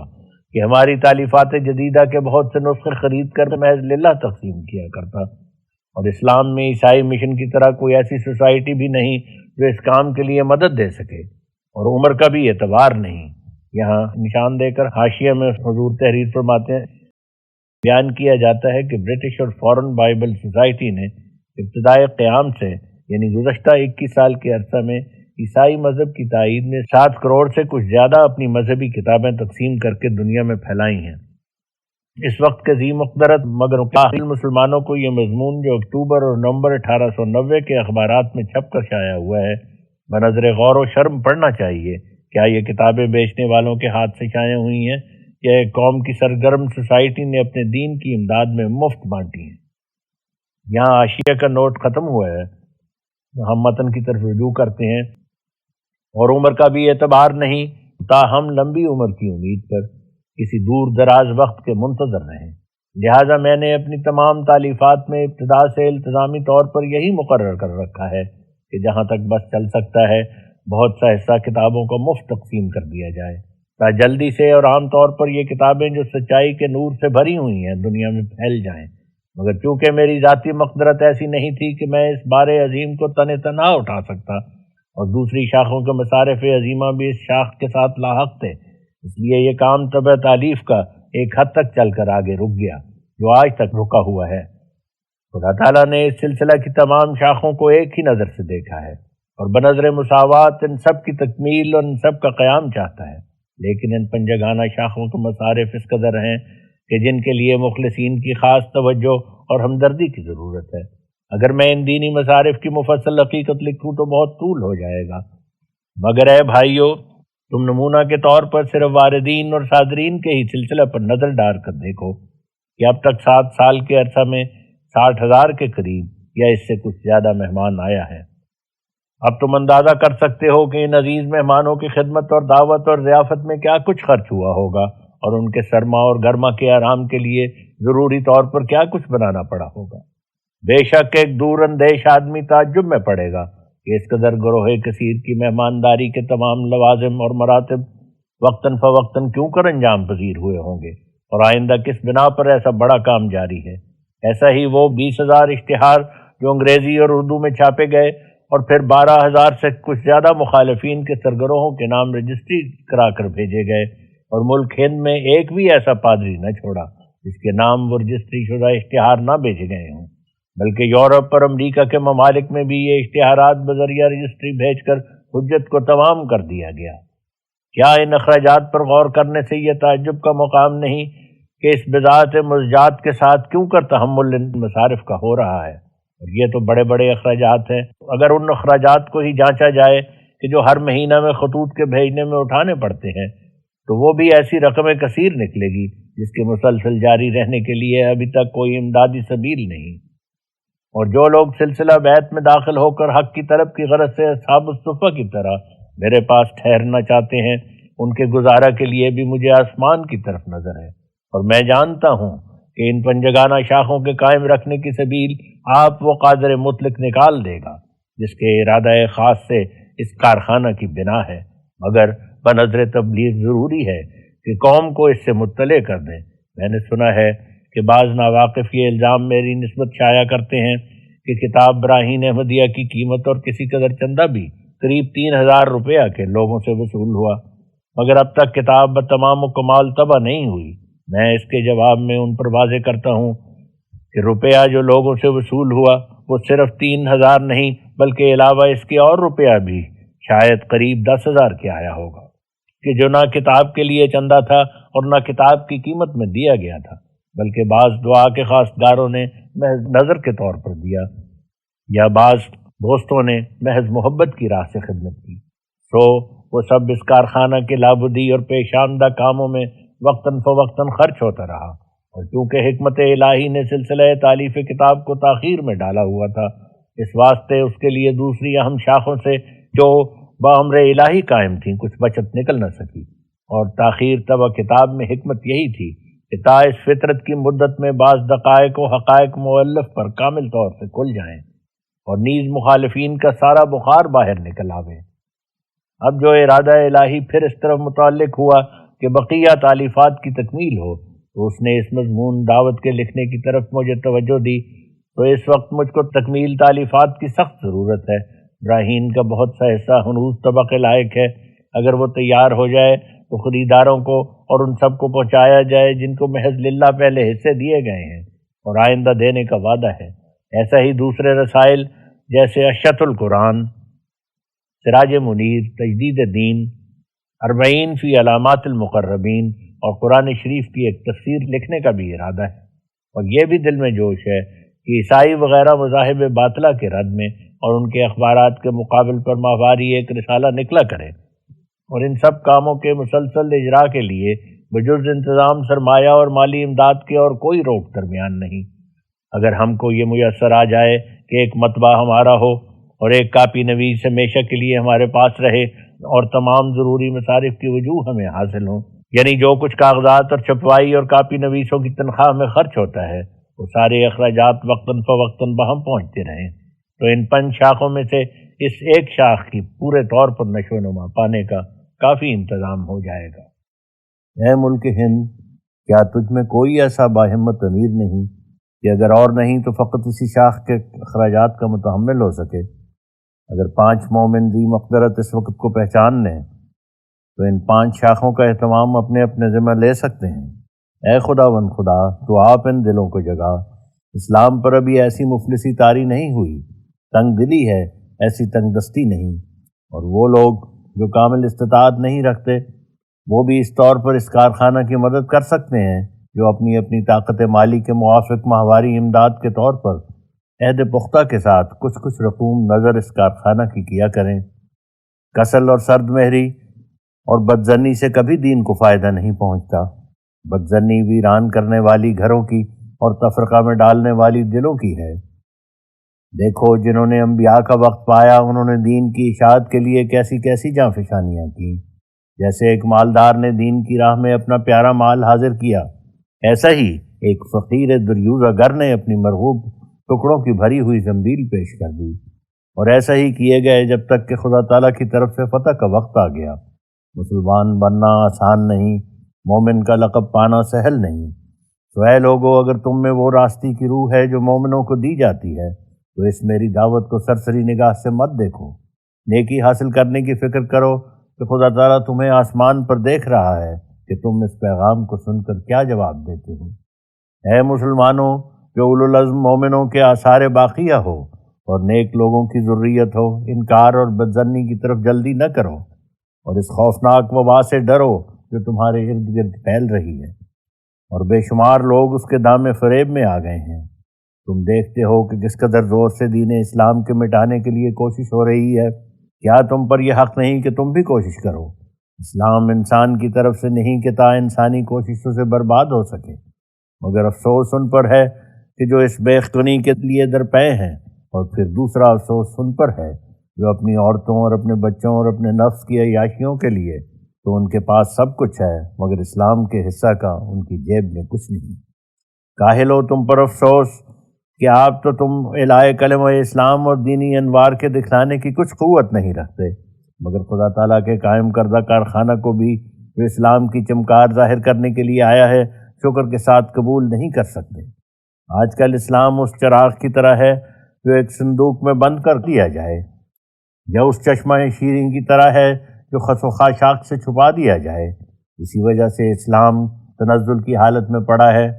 اس کا خوبصورت چہرہ دکھائی نہیں دیتا، اس کا دلکش اندام نظر نہیں آتا۔ مسلمانوں کا فرض تھا کہ اس کی محبوبانہ شکل دکھلانے کے لیے جان توڑ کر کوشش کرتے، اور مال کیا بلکہ خون کو بھی پانی کی طرح بہاتے، مگر انہوں نے ایسا نہیں کیا۔ وہ اپنے غائب درجہ کی نادانی سے اس غلطی میں بھی پھنسے ہوئے ہیں کہ کیا پہلی تالیفات کافی نہیں جانتے کہ جدید فسادوں کے دور کرنے کے لیے جو جدید در جدید پیرایوں میں ظاہر ہوتے جاتے ہیں، مدافعت بھی جدید طور کی ہی ضروری ہے۔ اور نیز ہر ایک زمانہ کی تاریکی پھیلنے کے وقت میں جو نبی اور رسول اور مسلح آتے رہے، کیا اس وقت پہلی کتابیں نہیں تھیں؟ سو بھائیو، یہ تو ضروری ہے کہ تاریکی پھیلنے کے وقت میں روشنی آسمان سے اترے۔ میں اسی مضمون میں بیان کر چکا ہوں کہ خدا تعالیٰ سورۃ القدر میں فرماتا ہے، بلکہ مومنین کو بشارت دیتا ہے کہ اس کا کلام اور اس کا نبی لیلۃ القدر میں آسمان سے اتارا گیا ہے، اور ہر ایک مصلح اور مجدد جو خدا تعالیٰ کی طرف سے آتا ہے وہ لیلۃ القدر میں ہی اترتا ہے۔ تم سمجھتے ہو کہ لیلۃ القدر کیا چیز ہے؟ لیلۃ القدر اس ظلمانی زمانہ کا نام ہے جس کی ظلمت کمال کی حد تک پہنچ جاتی ہے۔ اس لیے وہ زمانہ بالطبع تقاضا کرتا ہے کہ ایک نور نازل ہو جو اس ظلمت کو دور کرے۔ اس زمانہ کا نام بطور استعارہ کے لیلۃ القدر رکھا گیا ہے، مگر در حقیقت یہ رات نہیں ہے۔ یہ ایک زمانہ ہے جو بوجہ ظلمت رات کا ہم رنگ ہے۔ نبی کی وفات یا اس کے روحانی قائم مقام کی وفات کے بعد جب 1000 مہینہ جو بشری عمر کے دور کو قریب الاختتام کرنے والا اور انسانی حواس کے الوداع کی خبر دینے والا ہے گزر جاتا ہے تو یہ رات اپنا رنگ جمانے لگتی ہے۔ تب آسمانی کارروائی سے ایک یا کئی مصلحوں کی پوشیدہ طور پر تخم ریزی ہو جاتی ہے جو نئی صدی کے سر پر ظاہر ہونے کے لیے اندر ہی اندر تیار ہو رہتے ہیں۔ اسی کی طرف اللہ جل شانہ اشارہ فرماتا ہے کہ لیلۃ القدر خیر من الف شہر، یعنی اس لیلۃ القدر کے نور کو دیکھنے والا اور وقت کے مصلح کی صحبت سے شرف حاصل کرنے والا اس 80 برس کے بڈھے سے اچھا ہے جس نے اس نورانی وقت کو نہیں پایا، اور اگر ایک ساتھ بھی اس وقت کو پا لیا ہے تو یہ ایک ساتھ اس 1000 مہینے سے بہتر ہے جو پہلے گزر چکے۔ کیوں بہتر ہے؟ اس لیے کہ اس لیلۃ القدر میں خدا تعالیٰ کے فرشتے اور روح القدس اس مصلح کے ساتھ رب جلیل کے اذن سے آسمان سے اترتے ہیں، نہ عبث طور پر، بلکہ اس لیے کہ تا مستعد دلوں پر نازل ہوں اور سلامتی کی راہیں کھولیں۔ تو وہ تمام راہوں کے کھولنے اور تمام پردوں کے اٹھانے میں مشغول رہتے ہیں، یہاں تک کہ ظلمت غفلت دور ہو کر صبح ہدایت نمودار ہو جاتی ہے۔ اب اے مسلمانوں، غور سے ان آیات کو پڑھو کہ کس قدر خدا تعالیٰ اس زمانہ کی تعریف بیان فرماتا ہے جس میں ضرورت کے وقت پر کوئی مصلح دنیا میں بھیجتا ہے۔ کیا تم ایسے زمانہ کا قدر نہیں کرو گے؟ کیا تم خدا تعالیٰ کے فرمودوں کو بنظر استہزاء دیکھو گے؟ تو اے اسلام کے ذی مقدرت لوگو، دیکھو میں یہ پیغام آپ لوگوں تک پہنچا دیتا ہوں کہ آپ لوگوں کو اس اصلاحی کارخانہ کی جو خدا تعالیٰ کی طرف سے نکلا ہے اپنے سارے دل اور ساری توجہ اور سارے اخلاص سے مدد کرنی چاہیے، اور اس کے سارے پہلوؤں کو بنظر عزت دیکھ کر بہت جلد حق کی خدمت ادا کرنا چاہیے۔ جو شخص اپنی حیثیت کے موافق کچھ ماہواری دینا چاہتا ہے وہ اس کو حق واجب اور دین لازم کی طرح سمجھ کر خود بخود ماہوار اپنی فکر سے ادا کرے، اور اس فریضہ کو خالصتاً للہ نظر مقرر کر کے اس کے ادا میں تخلف یا سہل انگاری کو روا نہ رکھے۔ اور جو شخص یکمشت امداد کے طور پر دینا چاہتا ہے وہ اسی طرح ادا کرے، لیکن یاد رہے کہ اصل مدعا جس پر اس سلسلہ کے بلا انقطاع چلنے کی امید ہے وہ یہی انتظام ہے کہ سچے خیر خواہ دین کے اپنی بذات اور اپنی بساط کے لحاظ سے ایسی سہل رقمیں ماہواری کے طور پر ادا کرنا اپنے نفس پر ایک حتمی وعدہ ٹھہرا لیں، جن کو بشرط نہ پیش آنے کسی اتفاقی معنی کے بآسانی ادا کر سکیں۔ ہاں، جس کو اللہ جل شانہ توفیق اور انشراح صدر بخشے وہ علاوہ اس ماہواری چندہ کے اپنی وسعت ہمت اور اندازہ مقدرت کے موافق یکمشت کے طور پر بھی مدد کر سکتا ہے۔ اور تم اے میرے عزیزوں، میرے پیاروں، میرے درخت وجود کی سرسبز شاخوں، جو خدا تعالیٰ کی رحمت سے جو تم پر ہے، میرے سلسلہ بیت میں داخل ہو اور اپنی زندگی، اپنا آرام، اپنا مال اس راہ میں فدا کر رہے ہو۔ اگرچہ میں جانتا ہوں کہ میں جو کچھ کہوں تم اسے قبول کرنا اپنی سعادت سمجھو گے، اور جہاں تک تمہاری طاقت ہے دریغ نہیں کرو گے، لیکن میں اس خدمت کے لیے معین طور پر اپنی زبان سے تم پر کچھ فرض نہیں کر سکتا، تاکہ تمہاری خدمتیں نہ میرے کہنے کی مجبوری سے بلکہ اپنی خوشی سے ہوں۔ میرا دوست کون ہے اور میرا عزیز کون ہے؟ وہی جو مجھے پہچانتا ہے۔ مجھے کون پہچانتا ہے؟ صرف وہی جو مجھ پر یقین رکھتا ہے کہ میں بھیجا گیا ہوں، اور مجھے اس طرح قبول کرتا ہے جس طرح وہ لوگ قبول کیے جاتے ہیں جو بھیجے گئے ہیں۔ دنیا مجھے قبول نہیں کر سکتی کیونکہ میں دنیا میں سے نہیں ہوں، مگر جن کی فطرت کو اس عالم کا حصہ دیا گیا ہے وہ مجھے قبول کرتے ہیں اور کریں گے۔ جو مجھے چھوڑتا ہے وہ اس کو چھوڑتا ہے جس نے مجھے بھیجا ہے، اور جو مجھ سے پیوند کرتا ہے وہ اس سے کرتا ہے جس کی طرف سے میں آیا ہوں۔ میرے ہاتھ میں ایک چراغ ہے، جو شخص میرے پاس آتا ہے ضرور وہ اس روشنی سے حصہ لے گا، مگر جو شخص وہم اور بدگمانی سے دور بھاگتا ہے وہ ظلمت میں ڈال دیا جائے گا۔ اس زمانہ کا حسن حسین میں ہوں، اور جو مجھ میں داخل ہوتا ہے وہ چوروں اور قذاقوں اور درندوں سے اپنی جان بچائے گا، مگر جو شخص میری دیواروں سے دور رہنا چاہتا ہے ہر طرف سے اس کو موت درپیش ہے، اور اس کی لاش بھی سلامت نہیں رہے گی۔ مجھ میں کون داخل ہوتا ہے؟ وہی جو بدی کو چھوڑتا اور نیکی کو اختیار کرتا ہے، اور کجی کو چھوڑتا اور راستی پر قدم مارتا ہے، اور شیطان کی غلامی سے آزاد ہوتا اور خدا تعالیٰ کا ایک بندہ مطیع بن جاتا ہے۔ ہر ایک جو ایسا کرتا ہے وہ مجھ میں ہے اور میں اس میں ہوں، مگر ایسا کرنے پر فقط وہی قادر ہوتا ہے جس کو خدا تعالیٰ نفس مزکی کے سایہ میں ڈال دیتا ہے۔ تب وہ اس کے نفس کی دوزخ کے اندر اپنا پیر رکھ دیتا ہے تو وہ ایسا ٹھنڈا ہو جاتا ہے کہ گویا اس میں کبھی آگ نہیں تھی۔ تب وہ ترقی پر ترقی کرتا ہے یہاں تک کہ خدا تعالیٰ کی روح اس میں سکونت کرتی ہے، اور ایک تجلی خاص کے ساتھ رب العالمین کا استواء اس کے دل پر ہوتا ہے۔ تب پرانی انسانیت اس کی جل کر ایک نئی اور پاک انسانیت اس کو عطا کی جاتی ہے،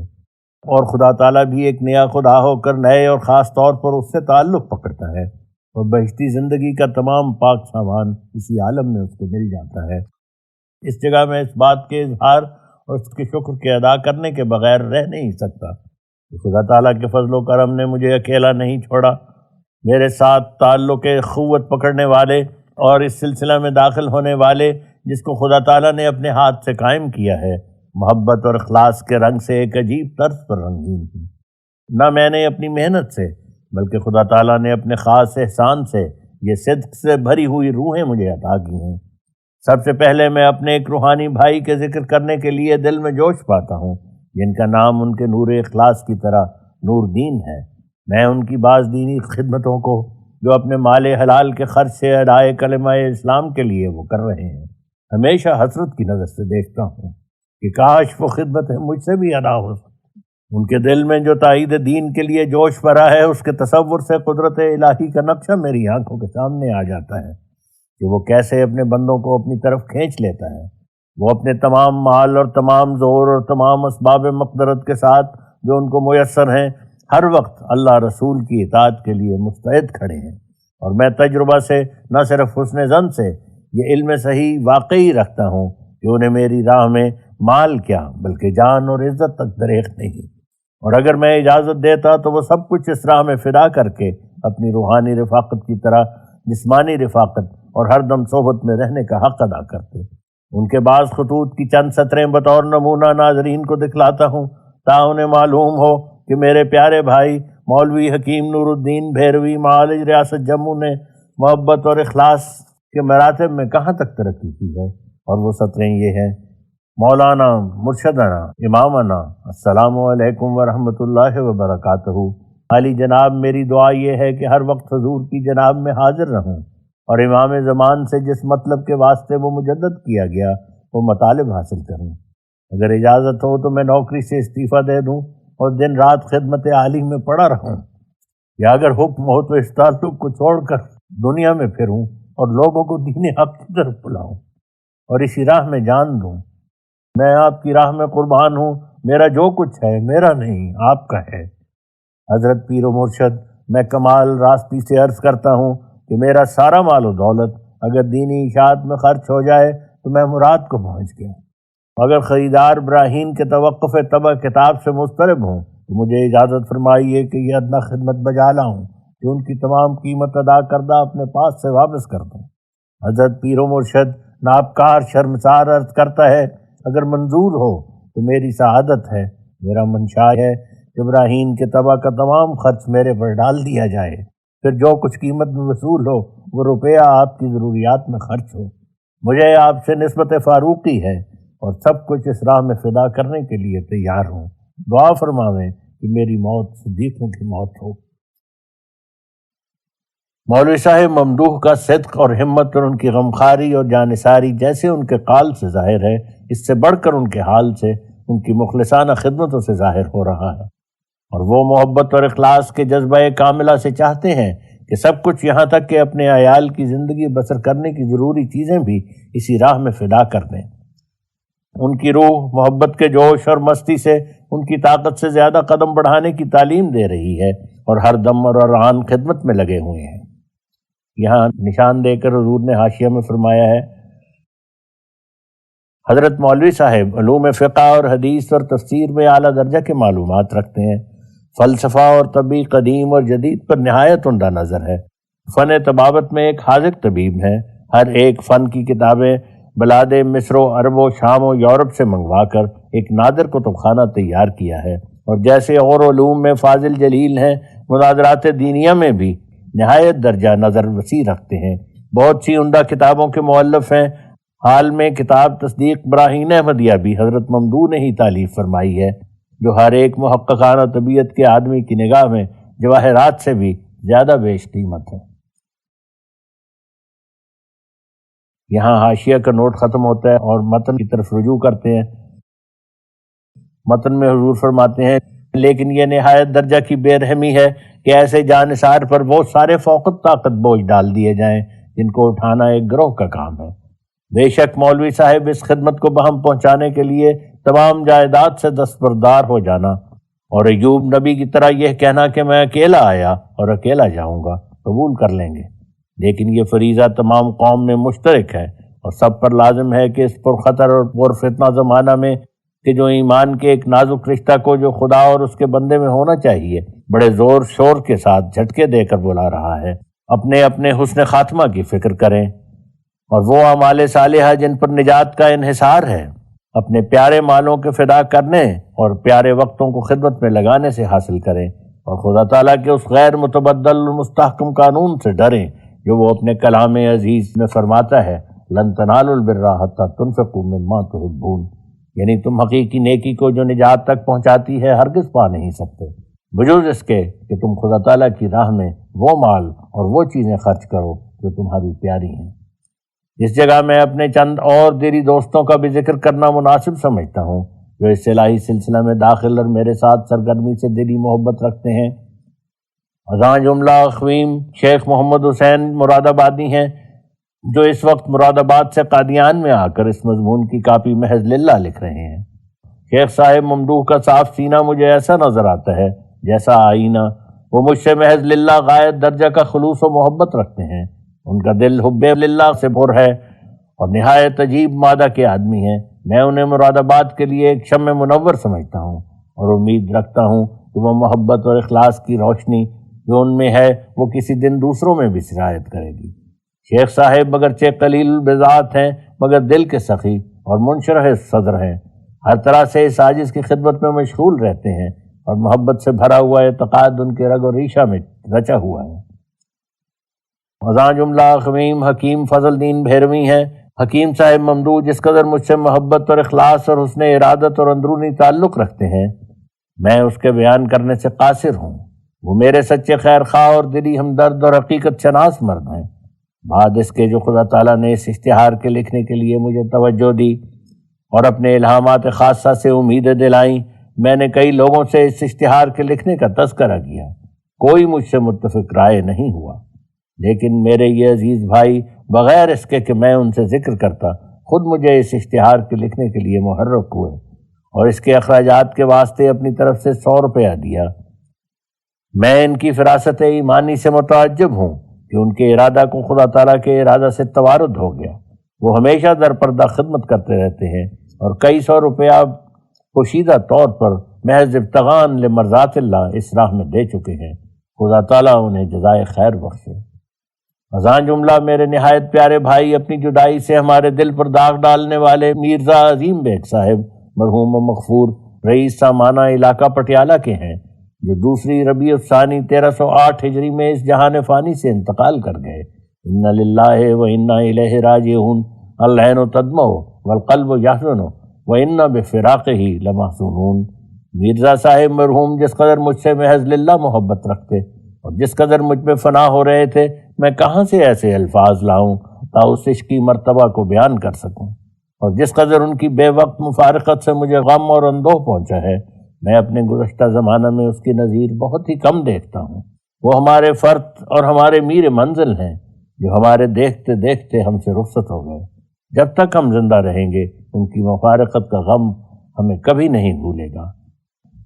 دردیست در دلم که گر از پیش آب چشم بردارم آستین برود تا به دامنم۔ ان کی مفارقت کی یاد سے طبیعت میں اداسی اور سینہ میں قلب کے قلب سے کچھ خلش اور دل میں غم اور آنکھوں سے آنسو جاری ہو جاتے ہیں۔ ان کا تمام وجود محبت سے بھر گیا تھا۔ میرزا صاحب مرحوم محبانہ جوشوں کے ظاہر کرنے کے لیے بڑے بہادر تھے۔ انہوں نے اپنی تمام زندگی اسی راہ میں وقف کر رکھی تھی۔ مجھے امید نہیں کہ انہیں کوئی اور خواب بھی آتی ہو۔ اگرچہ میرزا صاحب بہت قلیل البذات آدمی تھے مگر ان کی نگاہ میں دینی خدمتوں کے محل پر جو ہمیشہ کرتے رہتے تھے خاک سے زیادہ مال بے قدر تھا۔ اسرار معرفت کے سمجھنے کے لیے نہایت درجہ کا فہم سلیم رکھتے تھے۔ محبت سے بھرا ہوا یقین جو اس عاجز کی نسبت پر رکھتے تھے خدا تعالیٰ کے تصرف تام کا ایک معجزہ تھا۔ ان کے دیکھنے سے طبیعت ایسی خوش ہو جاتی تھی جیسے ایک پھولوں اور پھلوں سے بھرے ہوئے باغ کو دیکھ کر طبیعت خوش ہوتی ہے۔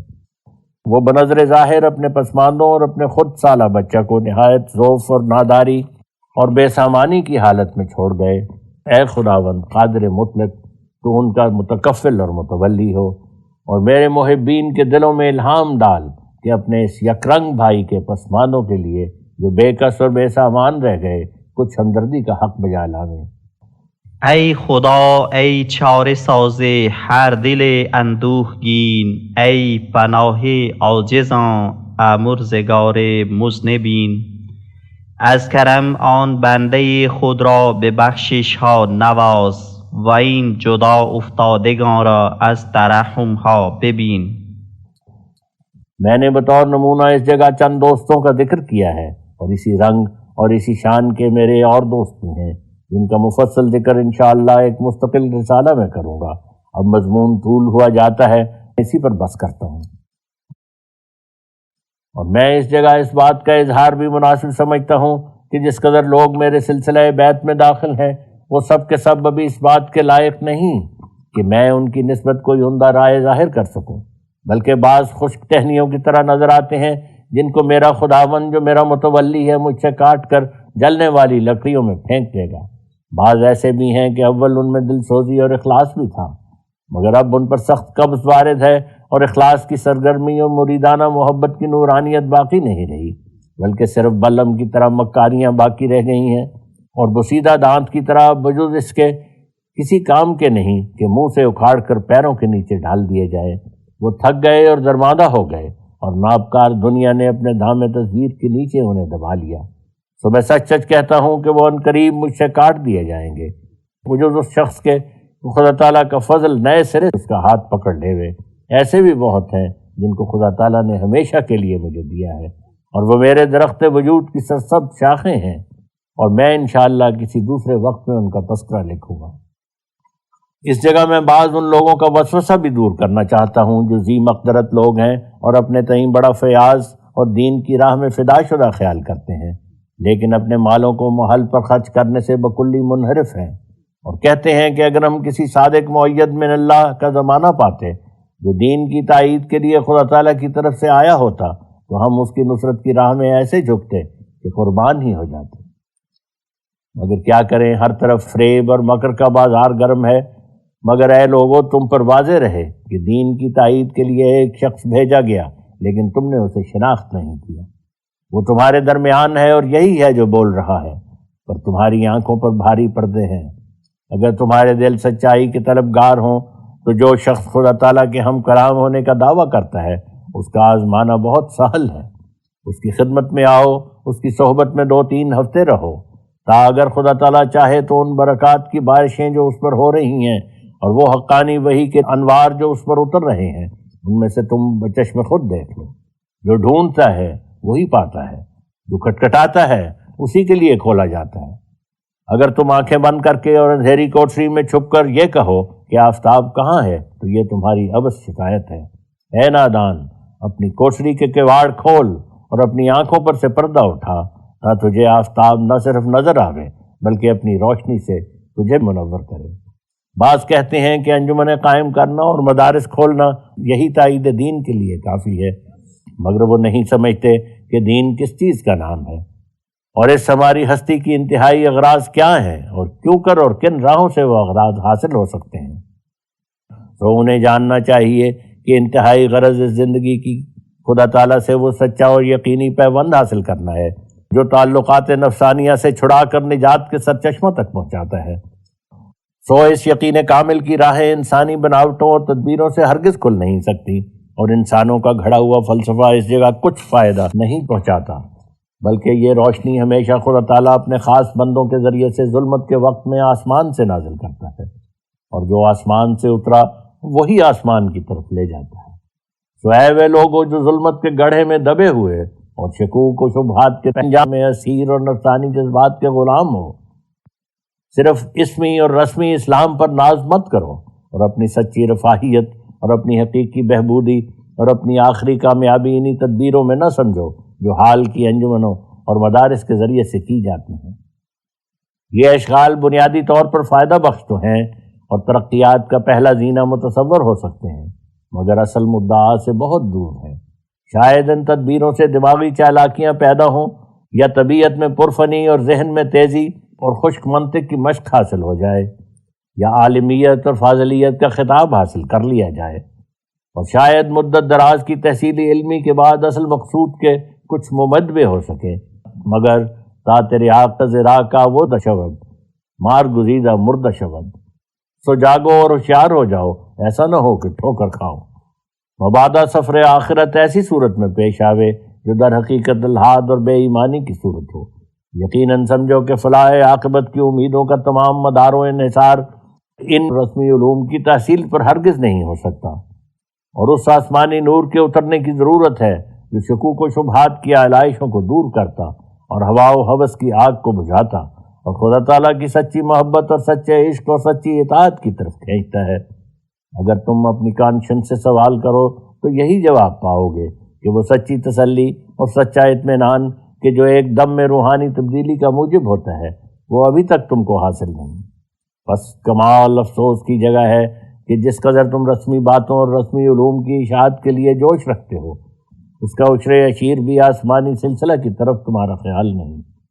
تمہاری زندگی اکثر ایسے کاموں کے لیے وقف ہو رہی ہے کہ اول تو وہ کام کسی قسم کا دین سے علاقہ ہی نہیں رکھتے، اور اگر ہے بھی تو وہ علاقہ ایک ادنیٰ درجہ کا اور اصل مدعا سے بہت پیچھے رہا ہوا ہے۔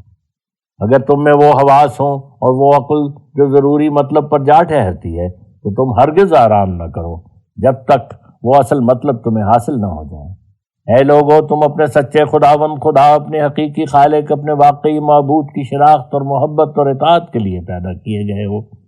بس جب تک یہ امر جو تمہاری خلقت کی علت غائی ہے بیان طور پر تم میں ظاہر نہ ہو تب تک تم اپنی حقیقی نجات سے بہت دور ہو۔ اگر تم انصاف سے بات کرو تو تم اپنی اندرونی حالت پر آپ ہی گواہ ہو سکتے ہو کہ بجائے خدا پرستی کے ہر دم دنیا پرستی کا ایک قوی ہیکل بت تمہارے دل کے سامنے ہے جس کو تم ایک ایک سیکنڈ میں ہزار سجدہ کر رہے ہو، اور تمہارے تمام اوقات عزیز دنیا کی جک جک بک بک میں ایسے مستغرق ہو رہے ہیں کہ تمہیں دوسری طرف نظر اٹھانے کی فرصت نہیں۔ کبھی تمہیں یاد بھی ہے کہ انجام اس ہستی کا کیا ہے؟ کہاں ہے تم میں انصاف؟ کہاں ہے تم میں ایمانت؟ کہاں ہے تم میں وہ راست بازی اور خدا ترسی اور دیانتداری اور فروتنی جس کی طرف تمہیں قرآن بلاتا ہے؟ تمہیں کبھی بھولے بسرے برسوں میں بھی تو یاد نہیں آتا کہ ہمارا کوئی خدا بھی ہے؟ کبھی تمہارے دل میں نہیں گزرتا کہ اس کے کیا کیا حقوق تم پر ہیں؟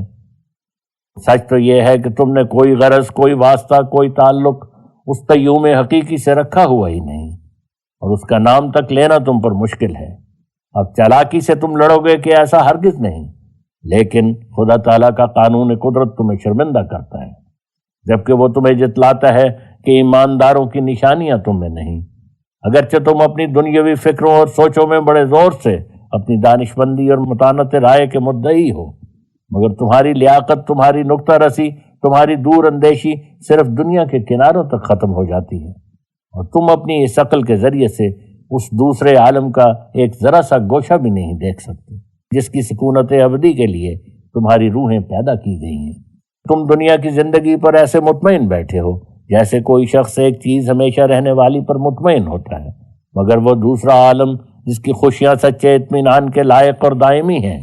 وہ ساری عمر میں ایک مرتبہ بھی تمہیں یاد نہیں آتا۔ کیا بدقسمتی ہے کہ ایک بڑے امر اہم سے تم قطعاً غافل اور آنکھیں بند کیے بیٹھے ہو، اور جو گزاشتنی امور ہیں ان کی ہوس میں دن رات سرپٹ دوڑ رہے ہو۔ تمہیں خوب خبر ہے کہ بلا شبہ وہ وقت تم پر آنے والا ہے کہ جو ایک دم میں تمہاری زندگی اور تمہاری ساری آرزوؤں کا خاتمہ کر دے گا، مگر یہ عجیب شقاوت ہے کہ باوجود علم کے پھر اپنے تمام اوقات دنیا طلبی میں ہی برباد کر رہے ہو، اور دنیا طلبی بھی صرف وسائل جائزہ تک محدود نہیں بلکہ تمام ناجائز وسیلے جھوٹ اور دغا سے لے کر ناحق کے خون تک تم نے حلال کر رکھے ہیں، اور ان تمام شرمناک جرائم کے ساتھ جو تم میں پھیلے ہوئے ہیں کہتے ہو کہ آسمانی نور اور آسمانی سلسلہ کی ہمیں ضرورت نہیں، بلکہ اس سے سخت عداوت رکھتے ہو، اور تم نے خدا تعالیٰ کے آسمانی سلسلہ کو بہت ہلکا سمجھ رکھا ہے، یہاں تک کہ اس کے ذکر کرنے میں بھی تمہاری زبانیں کراہت سے بھرے ہوئے الفاظ کے ساتھ اور بڑی رعونت اور ناک چڑھانے کی حالت میں حجب کا حق ادا کرتی ہیں، اور تم بار بار کہتے ہو کہ ہمیں کیوں کر یقین آوے کہ یہ سلسلہ من جانب اللہ ہے۔ میں ابھی اس کا جواب دے چکا ہوں کہ اس درخت کو اس کے پھلوں سے اور اس نیر کو اس کی روشنی سے شناخت کرو گے۔ میں نے ایک دفعہ یہ پیغام تمہیں پہنچا دیا ہے، اب تمہارے اختیار میں ہے کہ اس کو قبول کرو یا نہ کرو، اور میری باتوں کو یاد رکھو یا لوح حافظہ سے بھلا دو۔ جیتے جی قدر بشر کی نہیں ہوتی پیارو، یاد آئیں گے تمہیں میرے سخن میرے بات۔ خاتمہ مشتمل بر مرثیہ تفرقہ حالت اسلام۔ می سزد گر خون ببارد دیده هر اهل دین بر پریشان حالی اسلام و قحط المسلمین. دین حق را گردش آمد صعب ناک و سهمگین، سخت شوره افتاد اندر جهان از کفر و کین. آن که نفس اوست از هر خیر و خوبی به نصیب، می تراشد عیبها در ذات خیر المرسلین. آن که در زندان ناپاکیست محبوس و اسیر، هست در شان امام پاکبازان نکته چین. تیر بر معصوم می بارد خبیث بدگهر، آسمان را بی سزد گر سنگ بارد بر زمین. پیش چشمان شما اسلام در خاک افتاد، چیست عذر پیش حق ای مجمع المتنعمین. هر طرف کفر است جوشان همچو افواج یزید، دین حق بیمار و بی کس همچو زین العابدین. مردم زیب مقدرت مشغول عشرت‌های خویش، خرم و خندان نشسته با بتان نازنین. عالمان را روز و شب با هم فساد از جوش نفس، زاهدان غافل سراسر از ضرورت‌های دین. هر کسی از بحر نفس دون خود طرفه گرفت،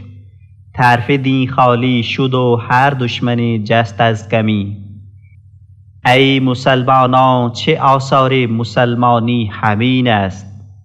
وین چونی ابتر شما در جیفه دنیا رهین. کاخ دنیا را چه استحکام در چشم شماست، یا مگر از دل برون کردید موت اولین. دور موت آمد قریب ای غافلان فکرش کنین، دور میں تا که به خوبان لطیف و محجبین.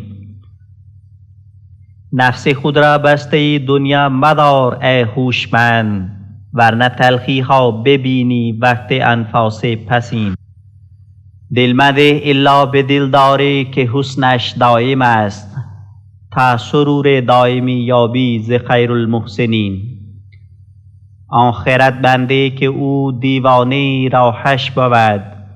هوشیار آن که مست روی آن یار حسین. هست جام عشق او آب حیات لازوال، هر که نوشیده است او هرگز نمیرد بعد از این. ای برادر دل منه در دولت دنیای دون، زهر خونریز است در هر قطره این انگبین. تعطوانی جهد کن از بحر دین با جان و مال، تا ز رب العرش یابی خلت صد آفرین.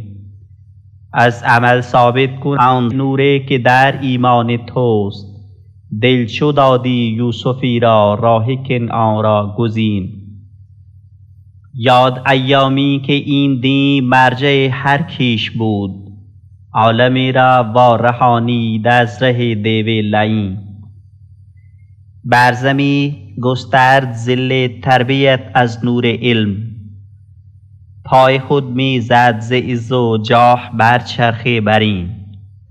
این زمان آنچنان آمد که هر ابن الجهول از سفاهت می کند تکذیب این دین متین. 100,000 ابلهان از دین برون بردند رخت، 100,000 جاهلان گشتند صید الماکرین. بر مسلمانان همی ادبار زین ره افتاد، که از پی دین همتشان نیست با غیرت کریم. گر بگردد عالمی از راه دین مصطفی، از ره غیرت نمی جنبند هم مثل جنین. فکر ایشان غرق هر دم در ره دنیای دون،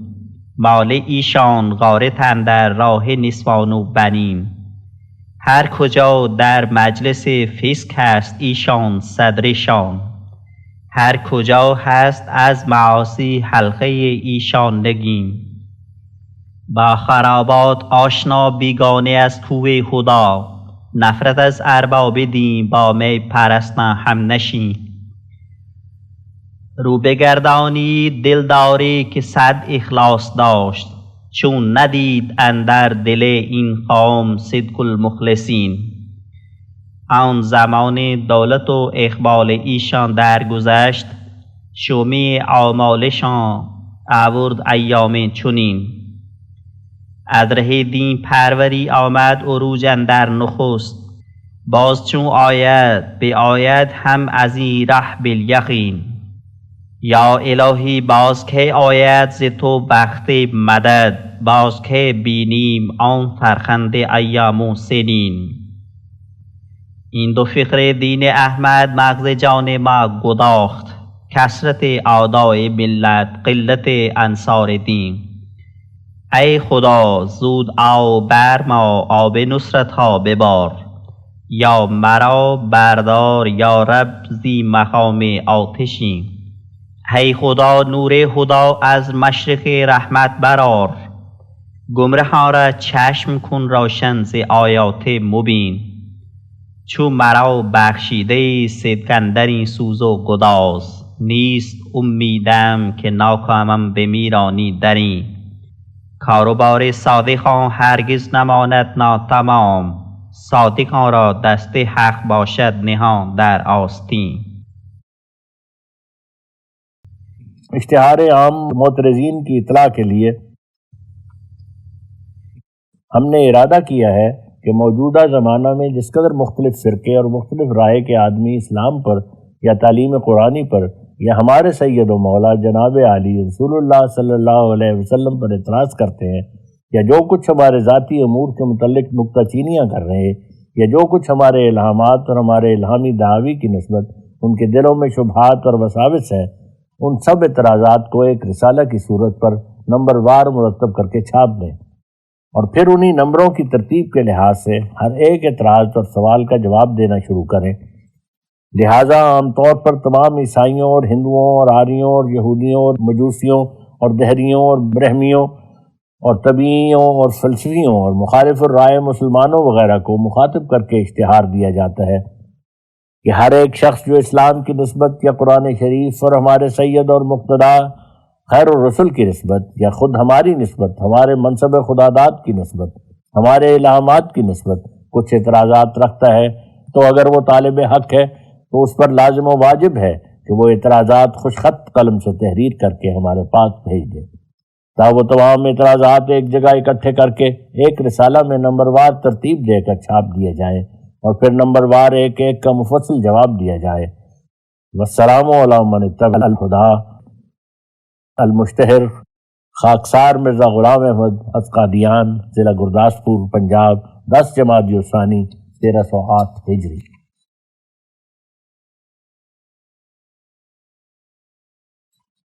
اعلان: اس رسالہ کے ساتھ 2 اور رسالے تالیف کیے گئے ہیں جو در حقیقت اسی رسالہ کے جزء ہیں، چنانچہ اس رسالہ کا نام فتح اسلام اور دوسرے کا نام توضیح مرام اور تیسرے کا نام ازالہ اوہام ہے۔ المولن میرزا غلام احمد از قادیان۔